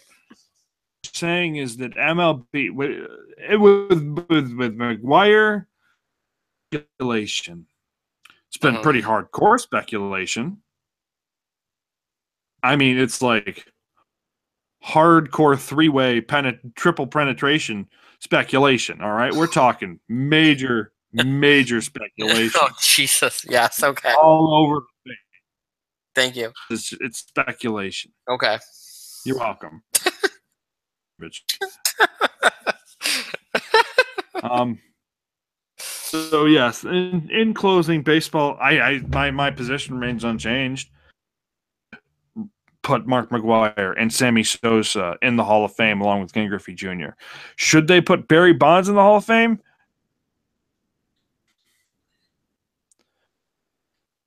Barry Bonds was a Hall of Famer before he started hitting home runs. Yeah. To them putting Barry in the Hall of Fame. Not opposed. It's going to be a little more difficult, but I mean, I understand why. But I'm sorry, but the one guy who should absolutely be in the Hall of Fame right now is Mark McGwire. And the fact that he's still not it's an embarrassment to your game. It's going to be interesting to see. You know, look, Joe's getting raked over the coals for this thing, rightfully so. I don't understand why. I understand why, because the Hall of Fame ballot's going to be coming out. That's why. But I mean, to me, this is just absurd. It's just absurd.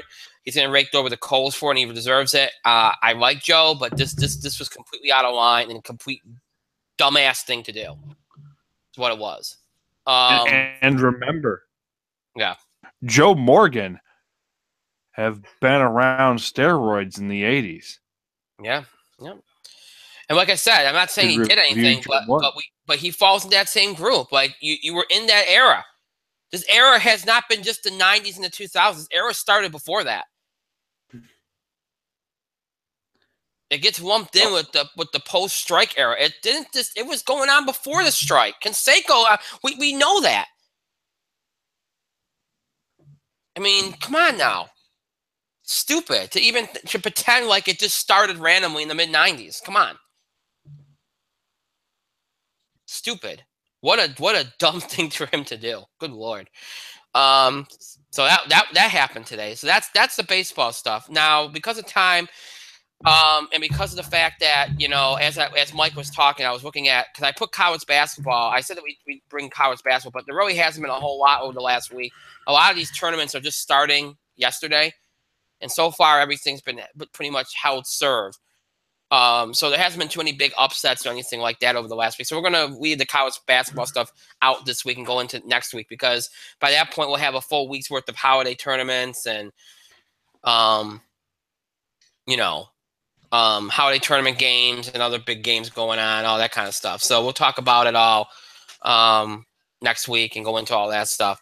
Because as I looked at the scores, there wasn't a whole lot of big movement, big headlines, big upsets this week. So doesn't mean so instead of like wasting time randomly talking about, it makes sense to wait a week and when we have more games to talk about, more big games, because this week's gonna have some good stuff. You got the tournament with Duke and Carolina out in Portland, and And you got that tournament. You got Maui. You got Atlantis. You got a lot of big tournaments this week. So we'll find out some things about some teams this week and see how they play in some of these big tournaments.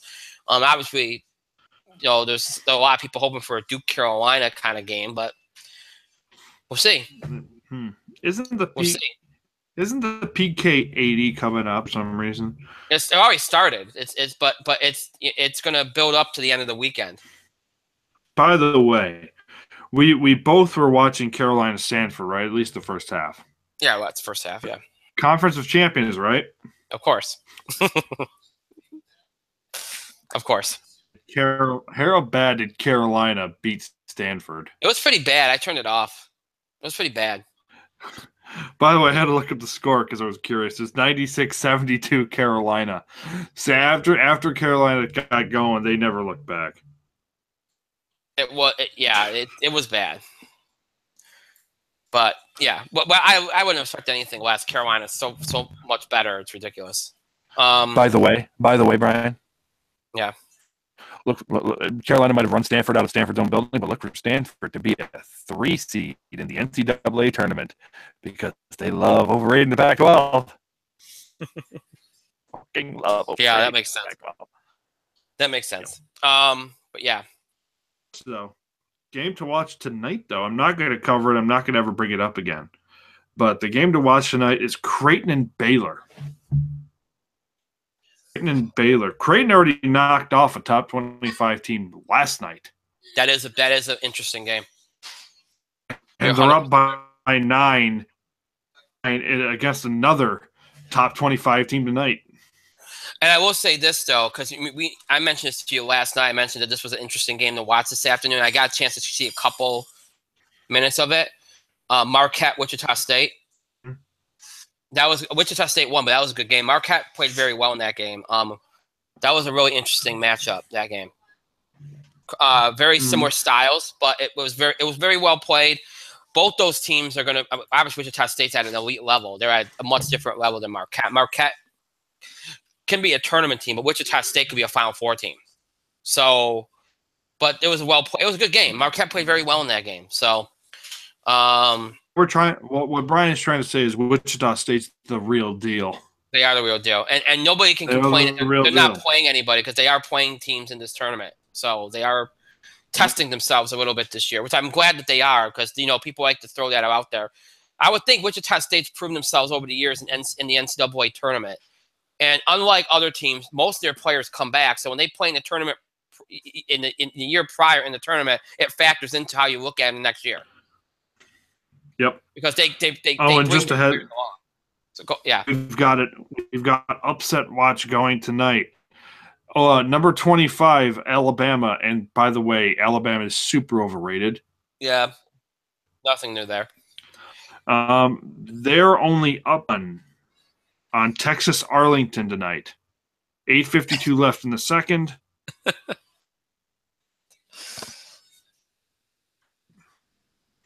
So yeah, here we go.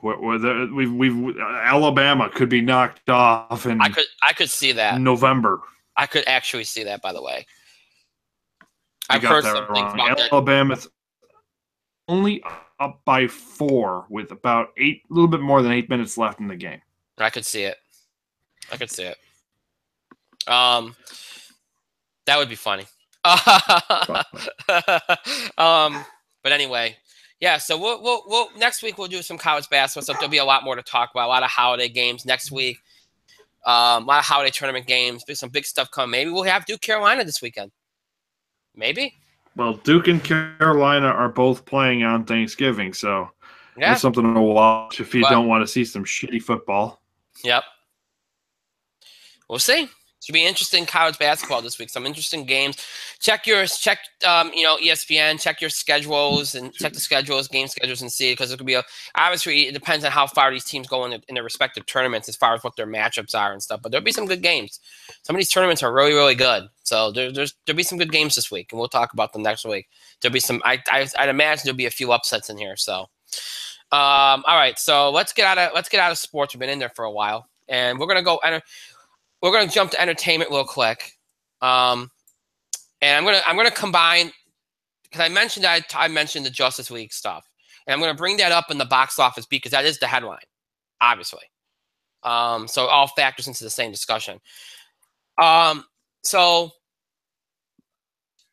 look, we went into last weekend drastically dropping our expectations for Justice League. About a month ago, it looked like it was going to close in at 150 to 160 million.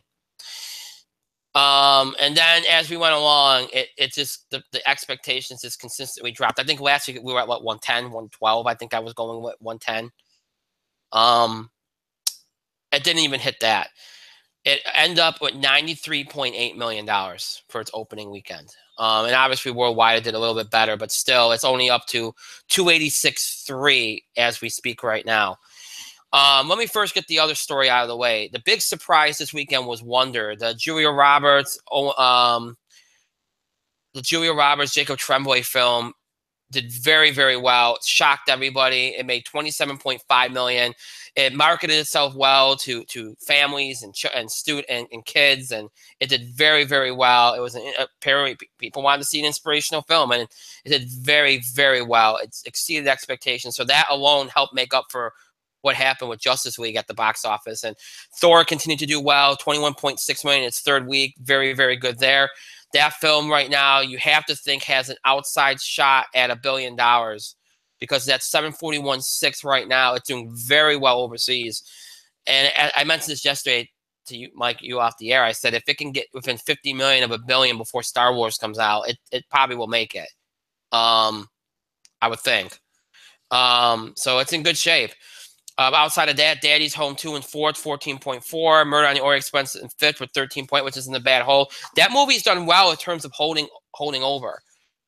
And apparently they're doing another film like it, another mystery. So that should show you that they probably feel happy about it. And then you had The Star, with 9.8 million opening in 6th. It's a film starring it's a film, animated film with the voice talents of Anthony Anderson, Kristen Chenoweth, and a bunch of others. Did okay. Did better than I thought it would. 9.8 million there. Bad Moms Christmas in 7th with 7 million, and everything else under 10 million. So all in all, actually not a bad week at the box office. We ended up with 7 movies over 5 million. I thought there'd only be like 3 or 4. I thought so. Ended up doing better than expected. The box office building itself back up better than I thought it would at this point. But let's talk about the main story, and this is the movie that we're going to talk about the most here right now is Justice League. Me and Mike both saw it, and anybody that sees it, okay, unless you're not a DC fan, or unless you're just not a comic book movie fan, you're just a general fan, will probably find some enjoyment in it. It's not a bad movie. It's not a great movie. It's a step in the right direction. If you're comparing it to Wonder Woman, it's a decrease in quality. If you're comparing it to Batman versus Superman and Suicide Squad, it's a major step in the right direction. Is it now? Look, we've talked about the production of it and how Joss Whedon stepped in. It's kind of, people have said it's like a Frankenstein movie. It's half of a movie of one director, half of a movie of the other director. It is messy, okay. And the first, I'd say, half hour of the movie is very sloppy.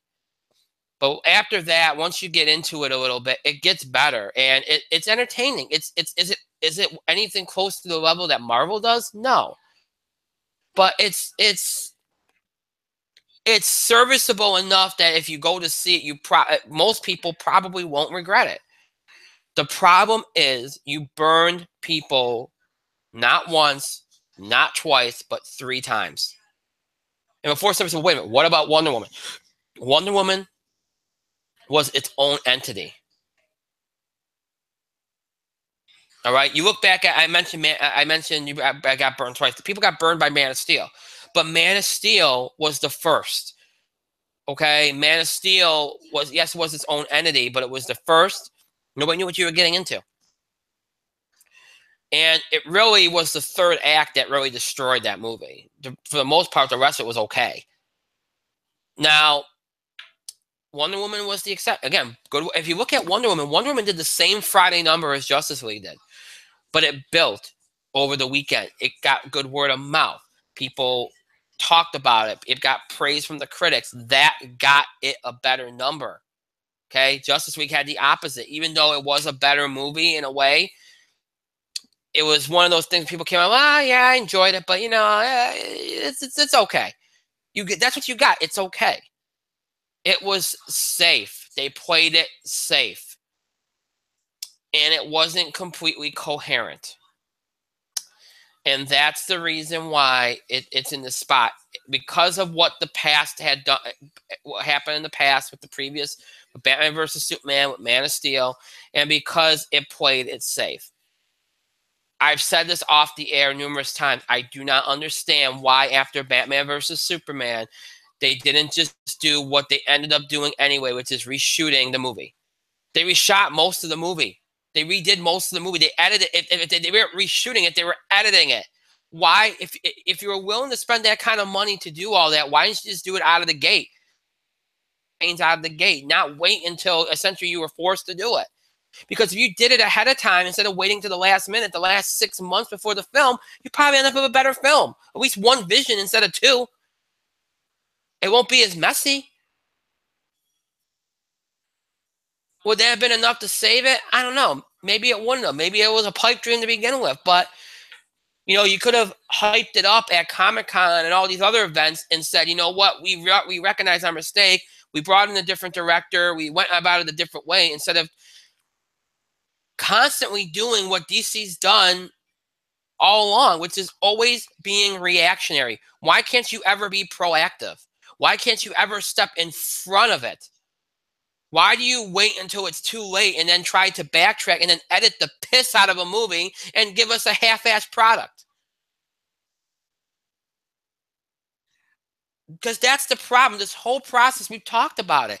They've been reactionary.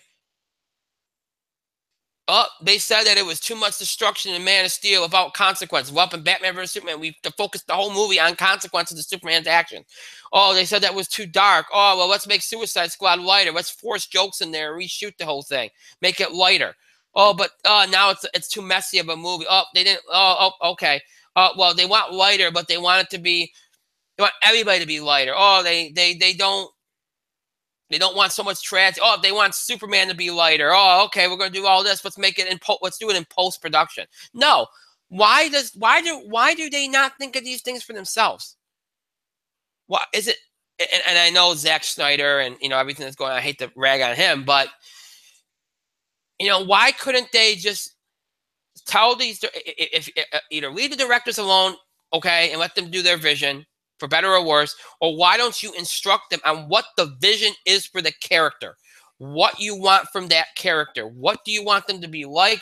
What stories are you going to tell with them? Where do you want them to go? Point A to point Z.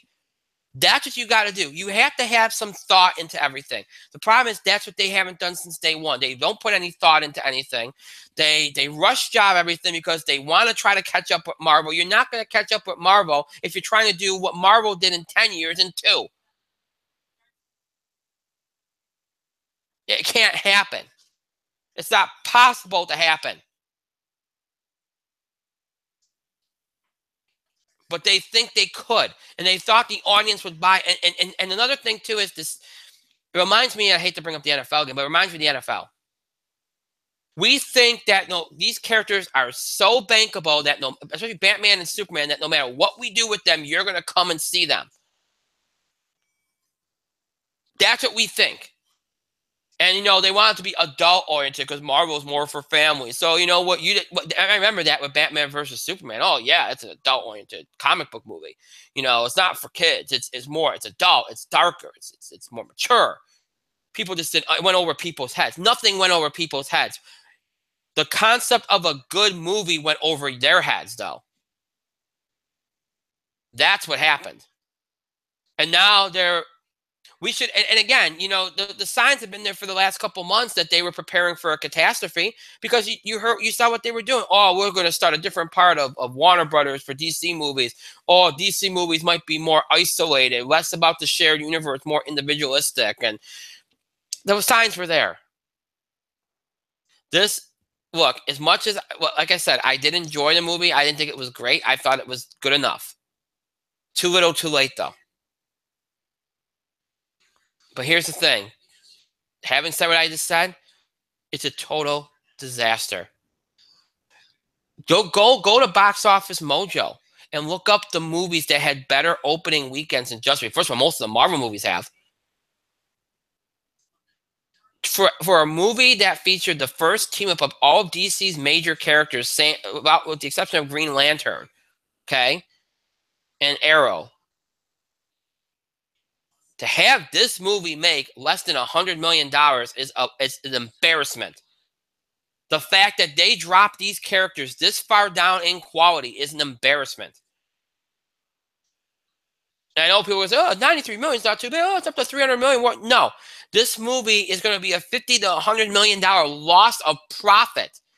This should have been $1 billion movie.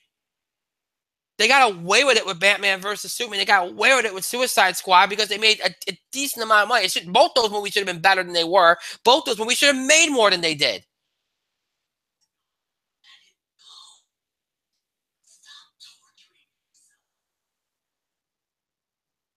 But they didn't because they weren't good enough.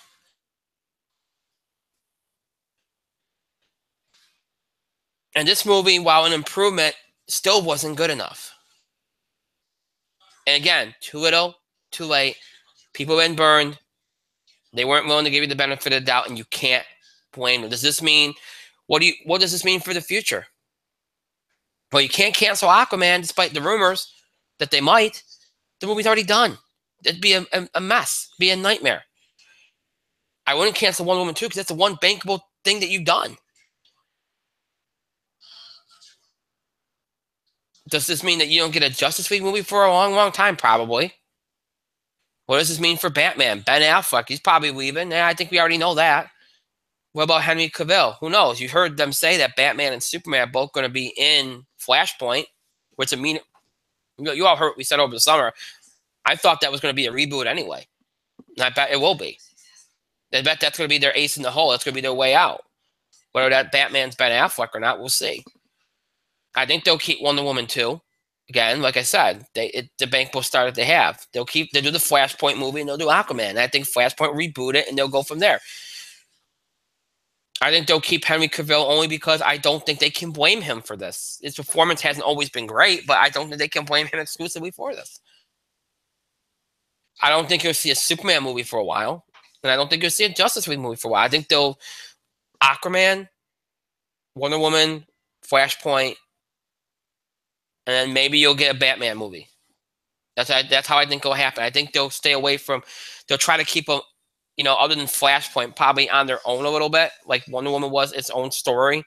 And then eventually, if they feel like they built themselves up to a good point, they'll go back to teaming them up again. That's how I think they'll handle it. I think that's the only way they can handle it. It's not impossible to salvage this.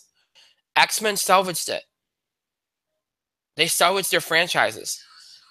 After a while, they built up some goodwill. They made a couple of good movies. They retconned some things with Days of Future Past and went from there. Warner Brothers can do the same thing and Warner Brothers and DC can do the same thing here. Justice League was a step in the right direction. You have Wonder Woman. Make a good Aquaman movie. Make a good Wonder Woman sequel. And then do Flashpoint and retcon some things like the X-Men did with Days of Future Past and then go from there. And then make some good movies. That's probably the best strategy you can do right now. Probably the only strategy you can do right now. Mike, your thoughts?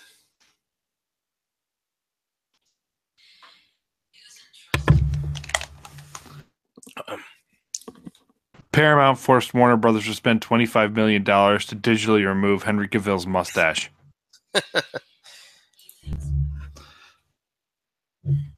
Just wanted to point out how Paramount's pettiness made Warner Brothers spend another $25 million on a movie that they were beginning to think. And look, in the long run, I think Justice League will probably be profitable. But they were expecting this to make next world money.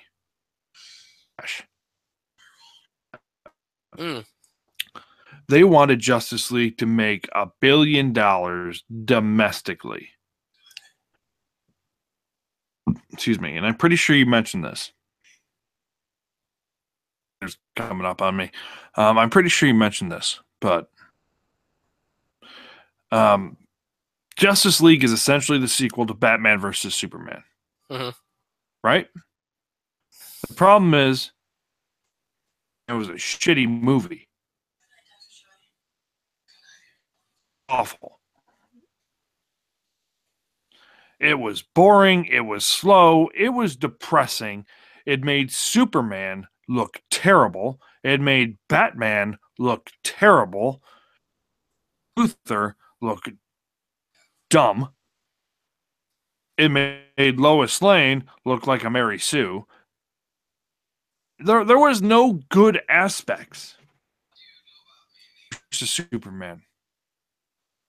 It was, except for Wonder Woman. Wonder Woman was great, and further cemented by Wonder Woman, her standalone movie, which was great.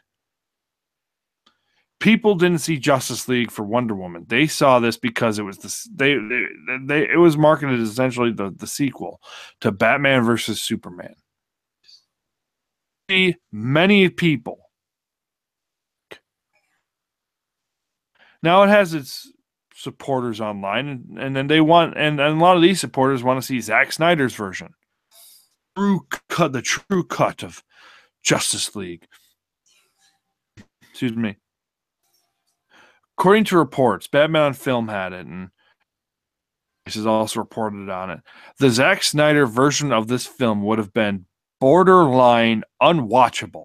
Mm. You mentioned that DC was having an identity crisis.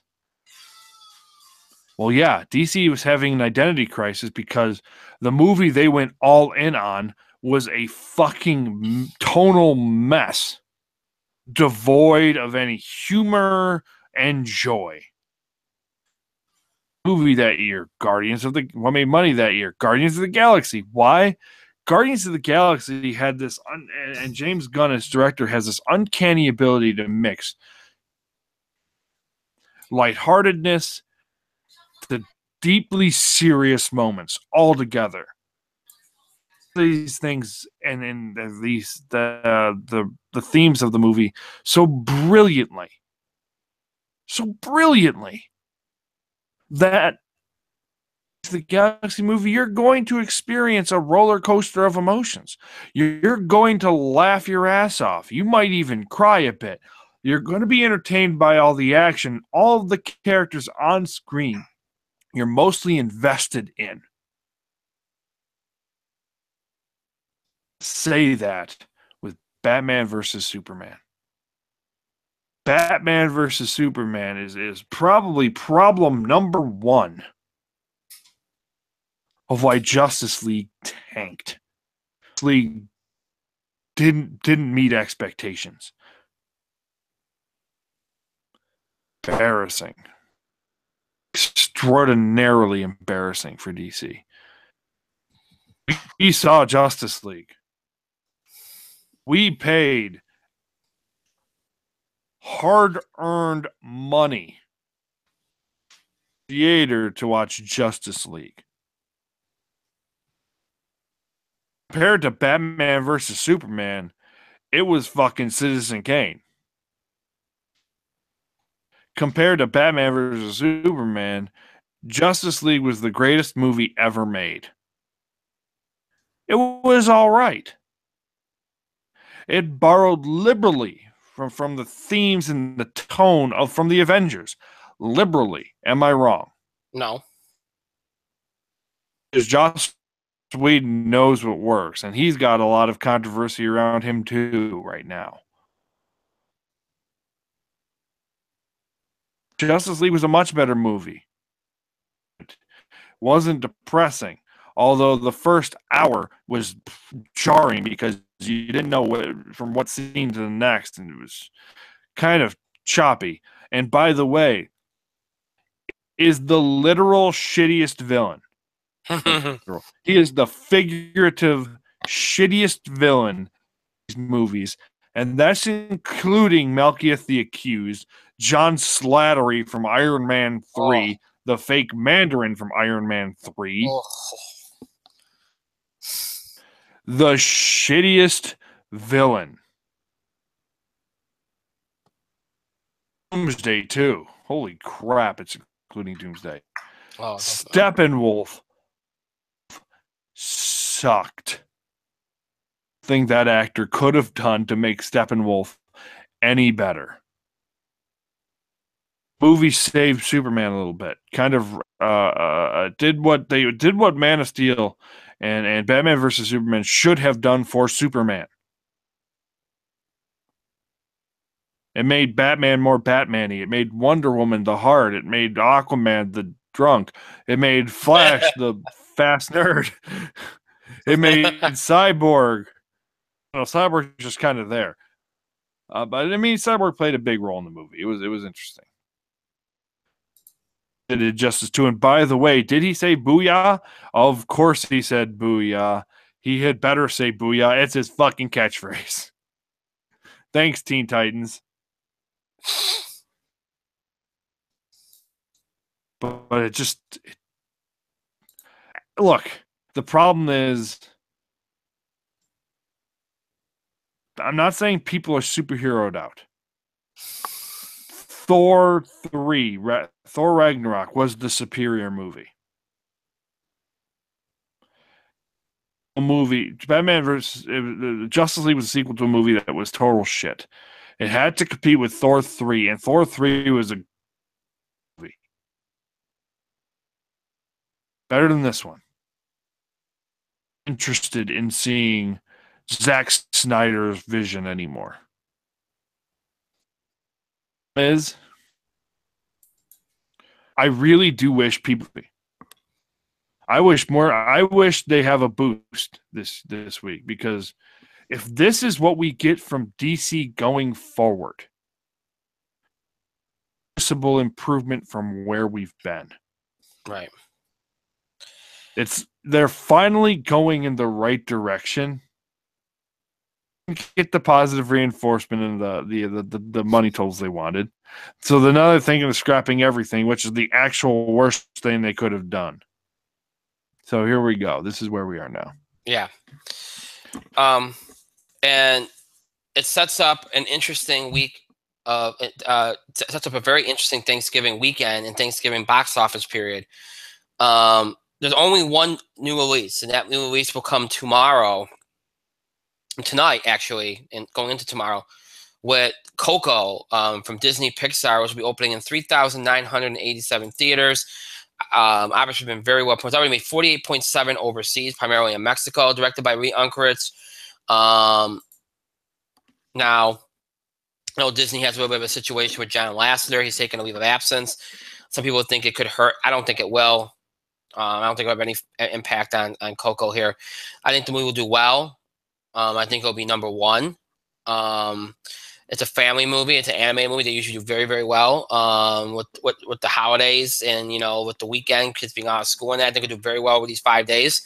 So, yeah, I think it'll do fine. Only other thing to note here is there's an expanding release of Roman J. Israel Esquires, that is, ESQ, action adventure film from Sony Columbia.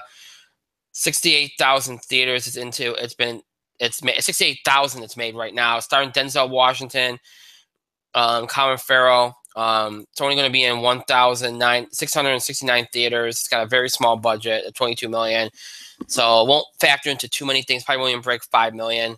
But just, if you're interested in that movie, it's going to be out and expanding its release this weekend. Otherwise, it's Coco's show, and it's going to be Coco at number one. We're not going to do I'm not going to do 5-day and 3-day numbers, because it's too Thanksgiving. It's hard because, it used to be people would go on, pardon me, on Thanksgiving night and see movies. They don't anymore because of Black Friday. So now it's kind of like Black Friday night ends up being the night where people might see movies, and then that depends on shopping and weather. So it's a very hard weekend. So I'm just going to stick to the 3-day numbers, because it's just too hard to kind of figure out how things are going to play, because every year it seems to be different. Coco's going to be number one. I think Coco will be number one. With it opening on Wednesday, and maybe a lot of people might rush out on Wednesday to see it if they're not traveling. I'm going to say about 70 million. I mean, that, and again, if it was opening on Friday, I'd probably say near 100. But I'd say about 70 million for Coco for Friday, Saturday, Sunday. Justice League, I think, will take second, even with a hard fall. Probably around, I'm going to say 30, 40 million, maybe even less than that in second. But again, with people being off ahead of time, they might go see it before it gets to the week. That's why you got to go a little bit lower with these numbers than maybe you would have. Thor will be 3. Let's see, at 21 million last week. I might get a little bit of a boost with the holiday.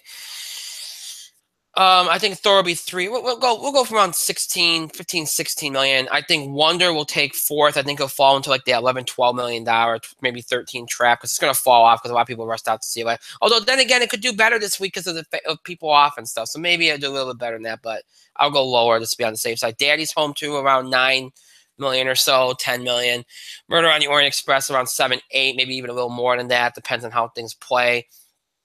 Coco, I think Star will drop to around 6 million, maybe 5.5, and then Bad Moms I think will be around that $5 million mark. So it's a hard weekend to call because you just don't know how it's all going to play. You don't know if more people are going to rush out tomorrow to see movies than at least Friday is a lesser day, or more people will go see things Friday night. Saturday and Sunday will be normal, but it's hard to see how, like Coco opening on Wednesday will hurt, or if, more people will see movies ahead of the weekend. It's hard to tell, but that's my best estimate that I can make. So we'll see how it plays out. But I think Coco being number 1's a foregone conclusion. We'll see how Justice League does. If Justice League can hold this weekend, then that might stop the panicking a little bit, because that's what I think Warner Brothers DC are hoping for as well. People maybe they'll strike a chord with some people, and there'll be at least decent word of mouth, and they'll end up giving them a decent second weekend that might hold it up a little bit. So we'll see how it goes. That'll be interesting to talk about next week. See how Justice League does, and how Coco does, and how Wonder holds up in his second weekend, all that stuff. So we'll see how it goes. Should be an interesting box office week.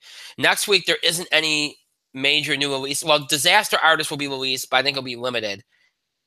So that'll be the only release of note next week. We'll talk about that next week. Other than that, there won't be any big releases of note. So we're not going. I put TV highlights in the description, but we're already at 10 after 11, and we got wrestling to do. So there's just not enough time. So I really didn't watch a whole lot this week anyway. So we'll table. Even though it was in the description, we'll leave the TV highlights for next week, and we'll just do 2 weeks worth of them, because then we have more time to fill. So I usually like to get to the things in the description, but like I said, due to time, we want to get to the wrestling stuff because it won't keep till next week. So better to get to that and leave the TV highlights off, especially since I didn't get to as much stuff. I don't know if Mike did either. So we'll leave the TV highlights for next week's show, next Thursday's show, when we have back on our normal schedule.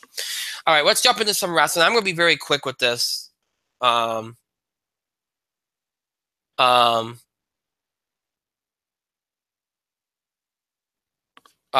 we'll get to some wrestling here.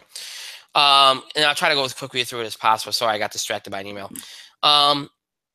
So we had Survivor Series on Sunday, which ended up being a good event. I know some people didn't like the way the main event was booked with Triple H and, who was left in the match or in Triple H, Shane McMahon, and Braun Strowman. Of course, Braun Strowman's probably the lone exception to that. But again, you have to look at the storylines that are in the match. And the storyline was Triple H angle, and then the Shane component, and they wanted to protect Braun Strowman. So knowing all that, I wasn't surprised. And look, they put Strowman over big, and who knows where that's going to end up. We'll see. Some people think it could be Braun, Triple H.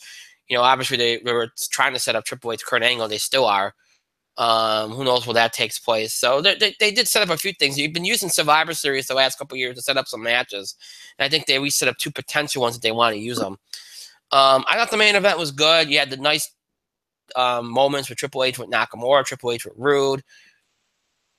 You got some nice moments there that were fun, and Finn Balor and Nakamura. There was some good stuff in there. So, I mean, it kept your interest, and it was kind of surprising to see, Cena eliminated the way he was, and, but again, it was, I thought it all played pretty well. And then the aftermath for Strowman and Triple H was good. I thought Charlotte And Alexa Bliss had a great match. The Shield New Day was a great match. I thought even some of the middle matches were good, except for maybe the 5-on-5 women's match, that I thought was kind of slow. But the multi-women matches always seem to be on pay-per-views. I don't know why. It's weird. I don't know if they just rush through it. I don't know what it is.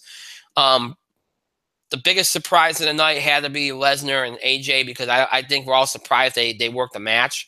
It wasn't some kind of squash. It was a great match. Brock sold very well for AJ. Apparently sold in the back as well.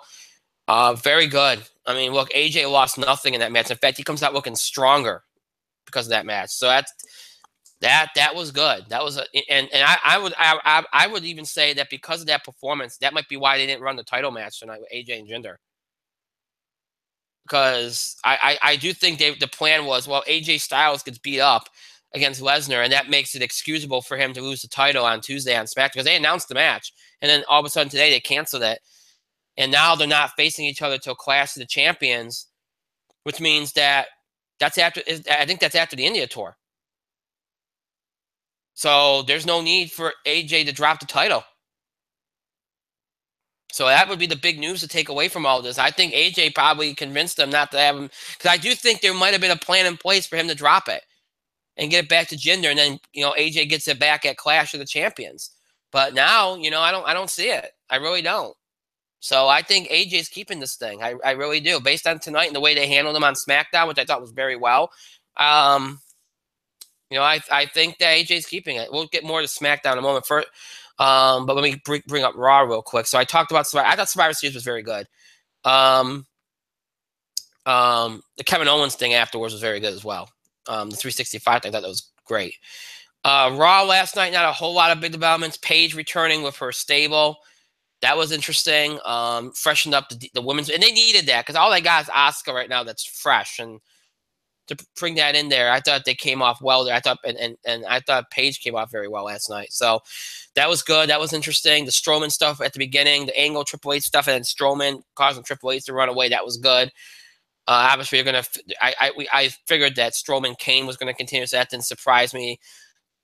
And the rest of the night I thought was okay. I mean, the main event was good. I thought Reigns and Miz had a good match. Now, I wasn't surprised that Reigns won, because I think they've been wanting to do this for a while. But hearing today that Miz has taken time off to go film the next Marine movie makes a lot of sense as to why they quickly took the title off Miz. So it makes me feel a little bit better. That's why they did it instead of just doing. But I wasn't surprised that he lost it. So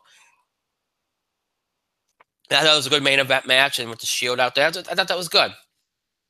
And then SmackDown tonight, they opened hot with Shane McMahon, Owens, Zayn, and Daniel Bryan.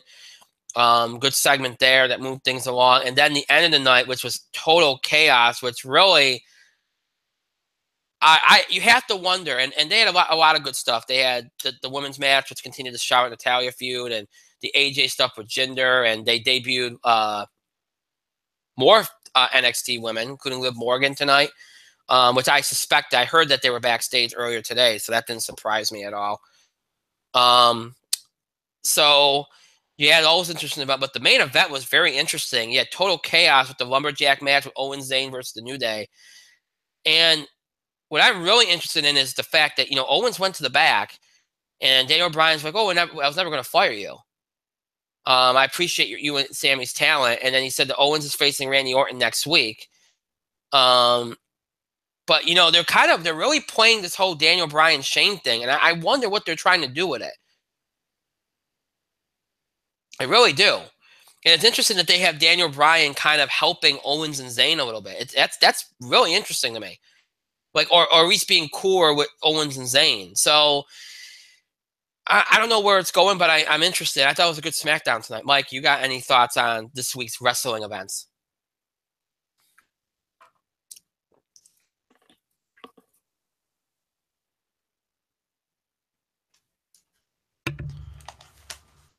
Is it my turn to talk? Yes, it is. It is, sir. Oh, okay. So we're talking about wrestling. So I'm going to briefly talk about it because it's 11:15. I don't want to talk forever. Excuse me. Survivor Series was I think generally good. series was generally good. The results were what I thought they were going to be anyway. Our loss of the Usos in a great match, a really, really fantastic match. Deal beat the New Day, serviceable, entertaining spectacle of a match. Won, Raw women won. The right people thought the SmackDown women had a chance, but no, especially not when Charlotte. Asuka was always going to be the featured performer in that match. That match was there to build Asuka up.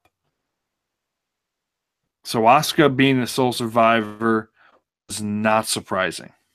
It was great for Asuka.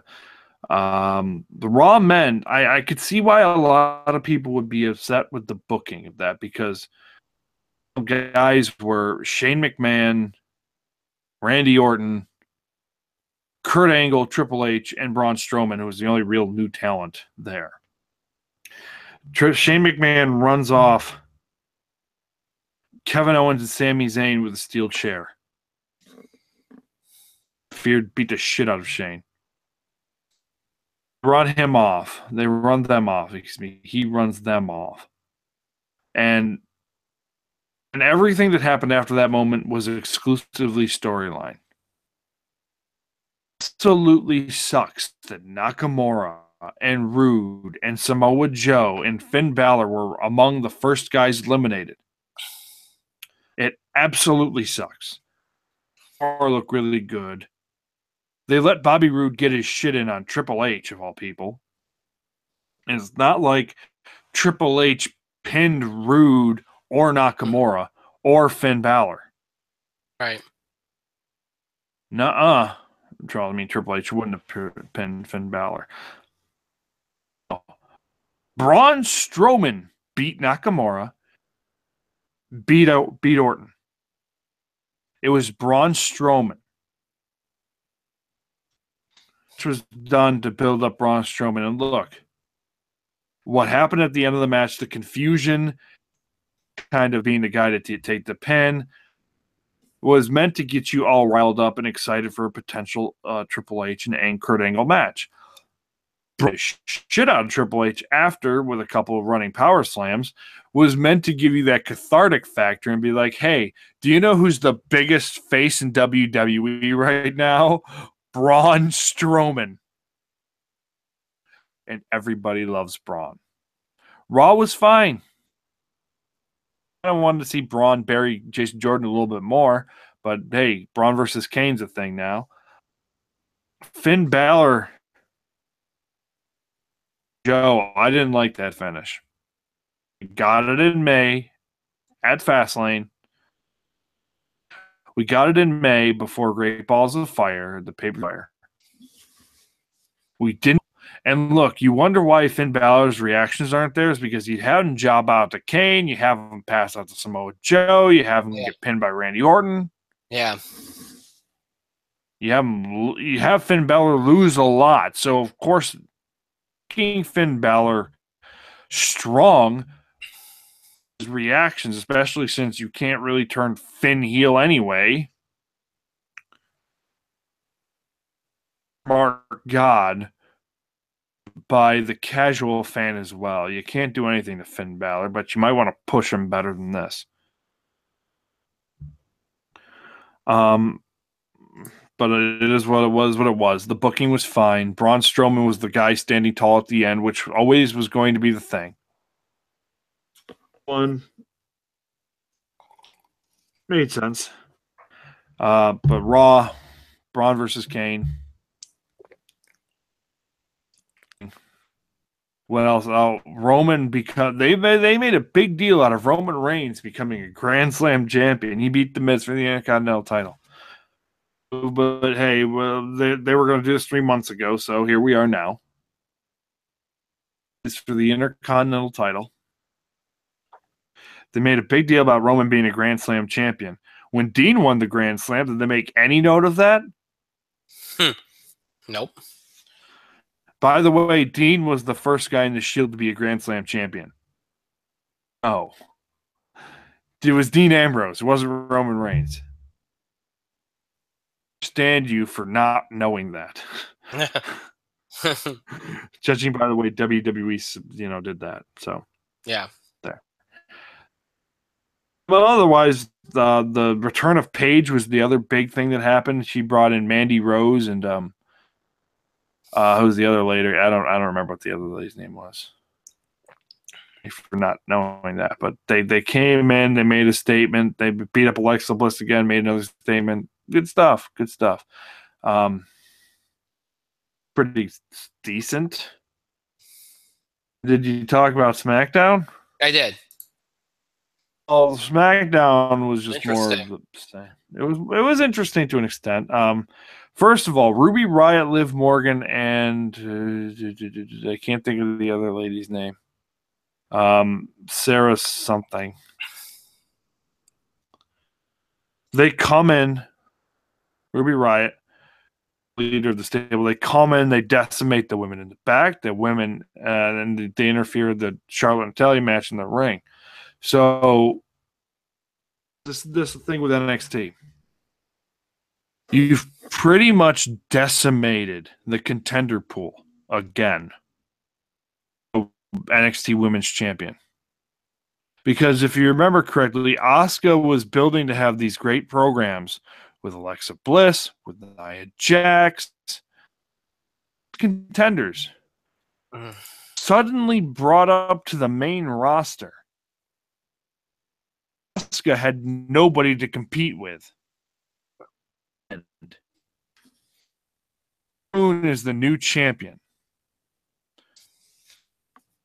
Cross and Kyrie Sane, and she's got a still there, but all of her other contenders are gone. She'll probably have Baszler, Shania Blaze, Baszler. That's it. Yeah. And for what? Entrance was memorable. Don't get me wrong. All 5 of these NXT calls were very memorable.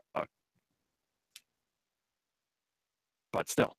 The Kevin Owens and Sami Zayn thing ended up being the running theme all night. They beat the New Day. And in the midst of a lumberjack brawl, Kevin Owens and Sami Zayn beat the New Day.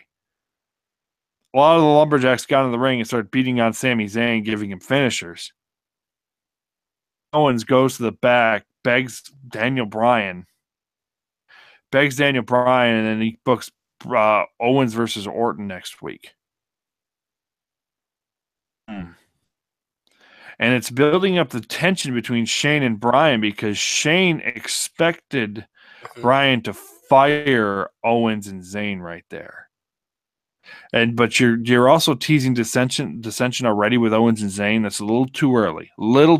I think.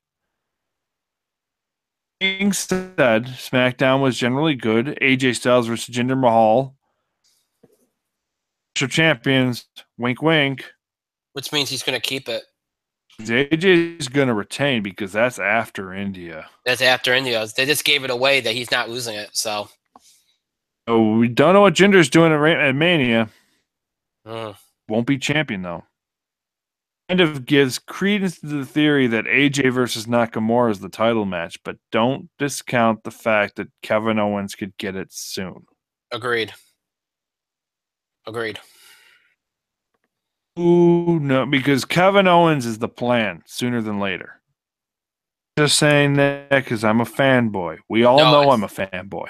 It's obvious. It's obvious. Kevin Owens is the story on SmackDown again. What are the odds? Kevin Owens and Sami Zayn carrying SmackDown. So, a little bit of breaking news. I just saw this on Twitter. Apparently, it was confirmed on 205 Live tonight that Hideo Itami will be the next call-up. He will be debuting on 205 Live in the future. They aired like a vignette or something, or a graphic, I guess. That he'll be coming to 205 Live. Which I told you that was going to happen, so. I saw the announcement on Twitter, and yeah, Yeah, it's big news for 205 Lives, and So I'm guessing he'll be the one that beats Enzo. Probably. Enzo down, more than likely. Yeah. So that's the thing. And you mentioned Finn Balor, and it's gotten around today. And I swear I mentioned this to you like 6 weeks ago, that they bailed on the Finn Balor Brock Lesnar Royal Rumble match. Well, it's getting out today that everybody's talking about. Like, I guess Meltzer reported it, but yeah, they officially they're not doing the match, which again I thought was pretty obvious the case a month ago. I don't know who they're gonna have him work at the Rumble, but he's gonna work somebody at the Rumble. I don't know who. It won't be Strowman, I don't think. So I don't know what they're going to do there, but apparently that's been the big wrestling news too, is that the Finn Balor Brock Lesnar match at Royal Rumble is also off. So they are making some changes to things that we've been suspecting for the last couple months. You know, so we don't. So yeah, nobody knows who Brock's going to face at Rumble. Brock might not face anybody at Rumble. Or they might just stick him in the Royal Rumble just for shits and giggles. I don't know. Or have him defend his title in the Rumble. I don't know. We'll see what they do. I don't know what they're going to do. Well, I mean, there's a little bit of a rumor that Brock might wrestle Jason Jordan. Oh, goodness gracious. Oh, my God. But I think that rumor was put out by people who want to see Jason Jordan get.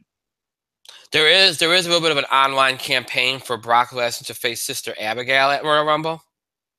Oh, I'd be all for that one. I don't know how much you support that idea, but there is a little bit of an online contingent for that. So, I'd be all for that match. So yeah, but we'll see. I mean, it's gonna be interesting. I don't know. You know what my guess is, because you know, and you know this too. You know, when Brock got the title at WrestleMania last year, you know, we knew that he was going to face Strowman.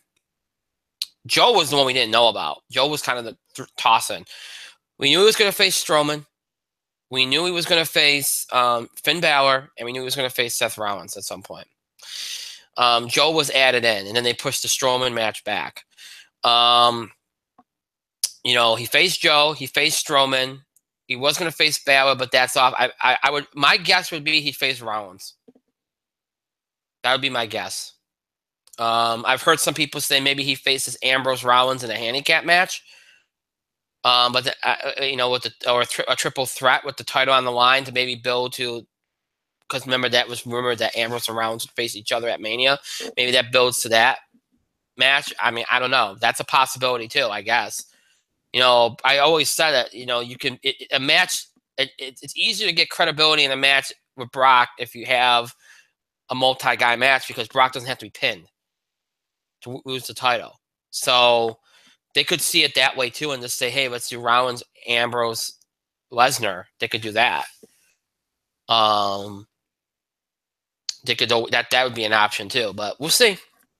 We'll see.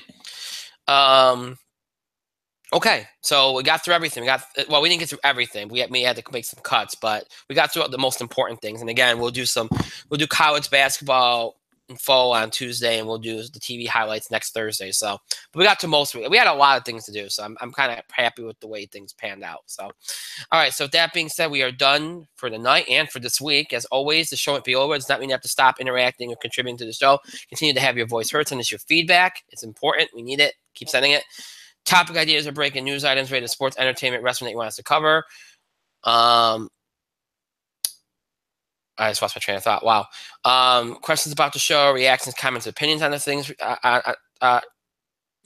Reactions, comments, opinions on things we talked about in the show, things we said.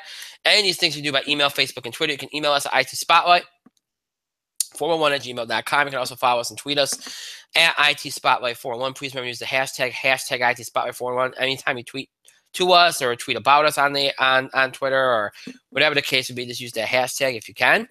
And of course, you can find us on Facebook. Search for In the Spotlight 411 on Facebook, and then make sure that you like our page once you're on it or once you find it. Again, you want to follow us on social media on Facebook and Twitter for the latest information about the show. any scheduling changes, any important updates about the show. Any of that stuff is posted on there on Facebook and on Twitter. So make sure you follow us so you can be up to date on all that information. We also post random things, random thoughts and other things on there as well. So they have access to all that and more. Make sure that you follow us on Facebook and Twitter. Just search for In the Spotlight 411 on Facebook, and then search at IT Spotlight 411 on Twitter. If you like to keep up with the show or look back at classic episodes, you have two ways in which to do that. You can do that either by streaming us anytime on Google Plus and YouTube. Just search for In the Spotlight 411. And when you do that, you'll be taken to our show page on both sites, where you'll have access to every episode we produce for Google Plus and YouTube. It's every episode from mid-October of 2015 all the way up to tonight's current episode. This episode is available for you to stream anytime you want on Google Plus and YouTube. Just search for In the Spotlight 411. If streaming's not your thing, maybe you prefer to listen to us rather than see us, maybe you want to listen to us on the go, maybe even older episodes of the show primarily. If any of that applies to you, check us out on our main host sites, Podbean and iTunes. Just search for In the Spotlight 411 on both of those sites. And when you do, you'll be taken to our show pages on both sides. You'll have access to every episode we've ever produced in this over 7 years we've been doing this show. So it's every episode from our original Blog Talk radio run from October 2010 to January 2011. Everything for our Talk Shoe run from January 2011 all the way up to mid-October 2015. And all of our Google Plus and YouTube episodes from mid-October 2015 all the way up to tonight's current episode, all transfer into audio format for your convenience. All those episodes in audio format for your convenience, all available for you in order from the most recent, that being tonight's, all the way to the oldest, way back in October 2010. They're all available for you to listen to anytime you want. Whether you missed an episode and just want to catch up, or miss a part of an episode, check out an episode again, or you're a new fan or a long-time fan, let's check out an episode from 4 or 5 years ago. If any of that applies, you can do all that and more on our main host sites, Podbean and iTunes. Just search for In the Spotlight 411. So Google Plus, YouTube, Podbean, iTunes. And Google Plus, YouTube, Podbean, iTunes are your ways to keep up with the show and look back at classic episodes. Just search for In the Spotlight 411 on all those sites. Again, just search for In the Spotlight 411 on all of those sites. I want to thank Mike for being here tonight. Thank you, Mike. Couple things before I say it's time for bed. Rest in peace to Della Reese. Yes, jazz singer. I forgot to mention. Yep. Jazz singer. She was in Harlem Nights and Touched by an Angel. That's how a lot of people know her. Huge loss for the community. That was a big loss. Yes. Peace to David Cassidy, singer, Partridge Family. He passed away just a few hours. Just not a few hours, but he passed away literally today. So yes. Rest in peace, David Cassidy. It's a huge. And just a heads up, chairman, who is a piece of shit. Net neutrality. They revealed their plan to end net neutrality, and it's bad. Whereas you pay one price for everything on the internet, unfiltered as is. Restrict your access to certain sites. Your internet and media providers can chop up content and charge you per thing. Not a Democrat issue. This is not a Republican issue. It's not liberal nor conservative. Everybody gets fucked. Coming to an end, except for, of course, these corporations who want to control the internet.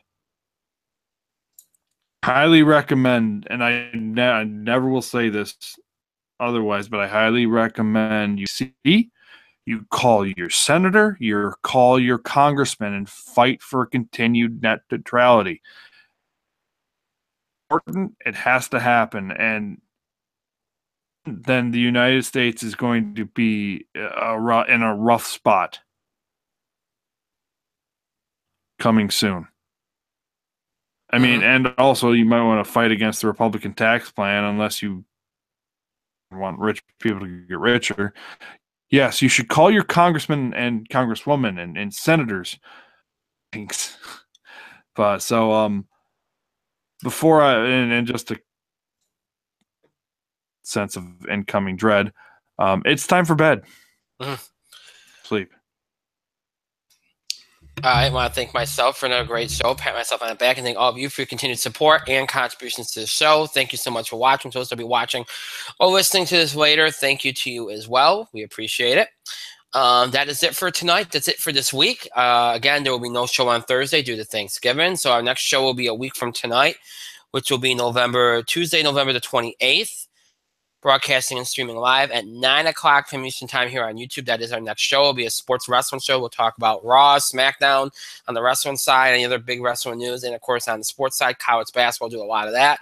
Any other big sports headlines, we'll talk about football at week 12, look ahead to week 13. Anything else big that goes down, we'll talk about it. That'll be on next Tuesday's show. That'll be our next show, and then next Thursday, obviously, TV highlights will be back. Box office beat and a couple other things too we'll do, and that'll be a normal week next week, but we'll have 2 shows, so we'll be back on track. So that is it again for this week. I hope you all have a very happy and safe Thanksgiving. Stay safe, have fun, enjoy, and then of course for those shopping and doing any other holiday things like going to tree lightings or whatever, stay safe, enjoy those as well.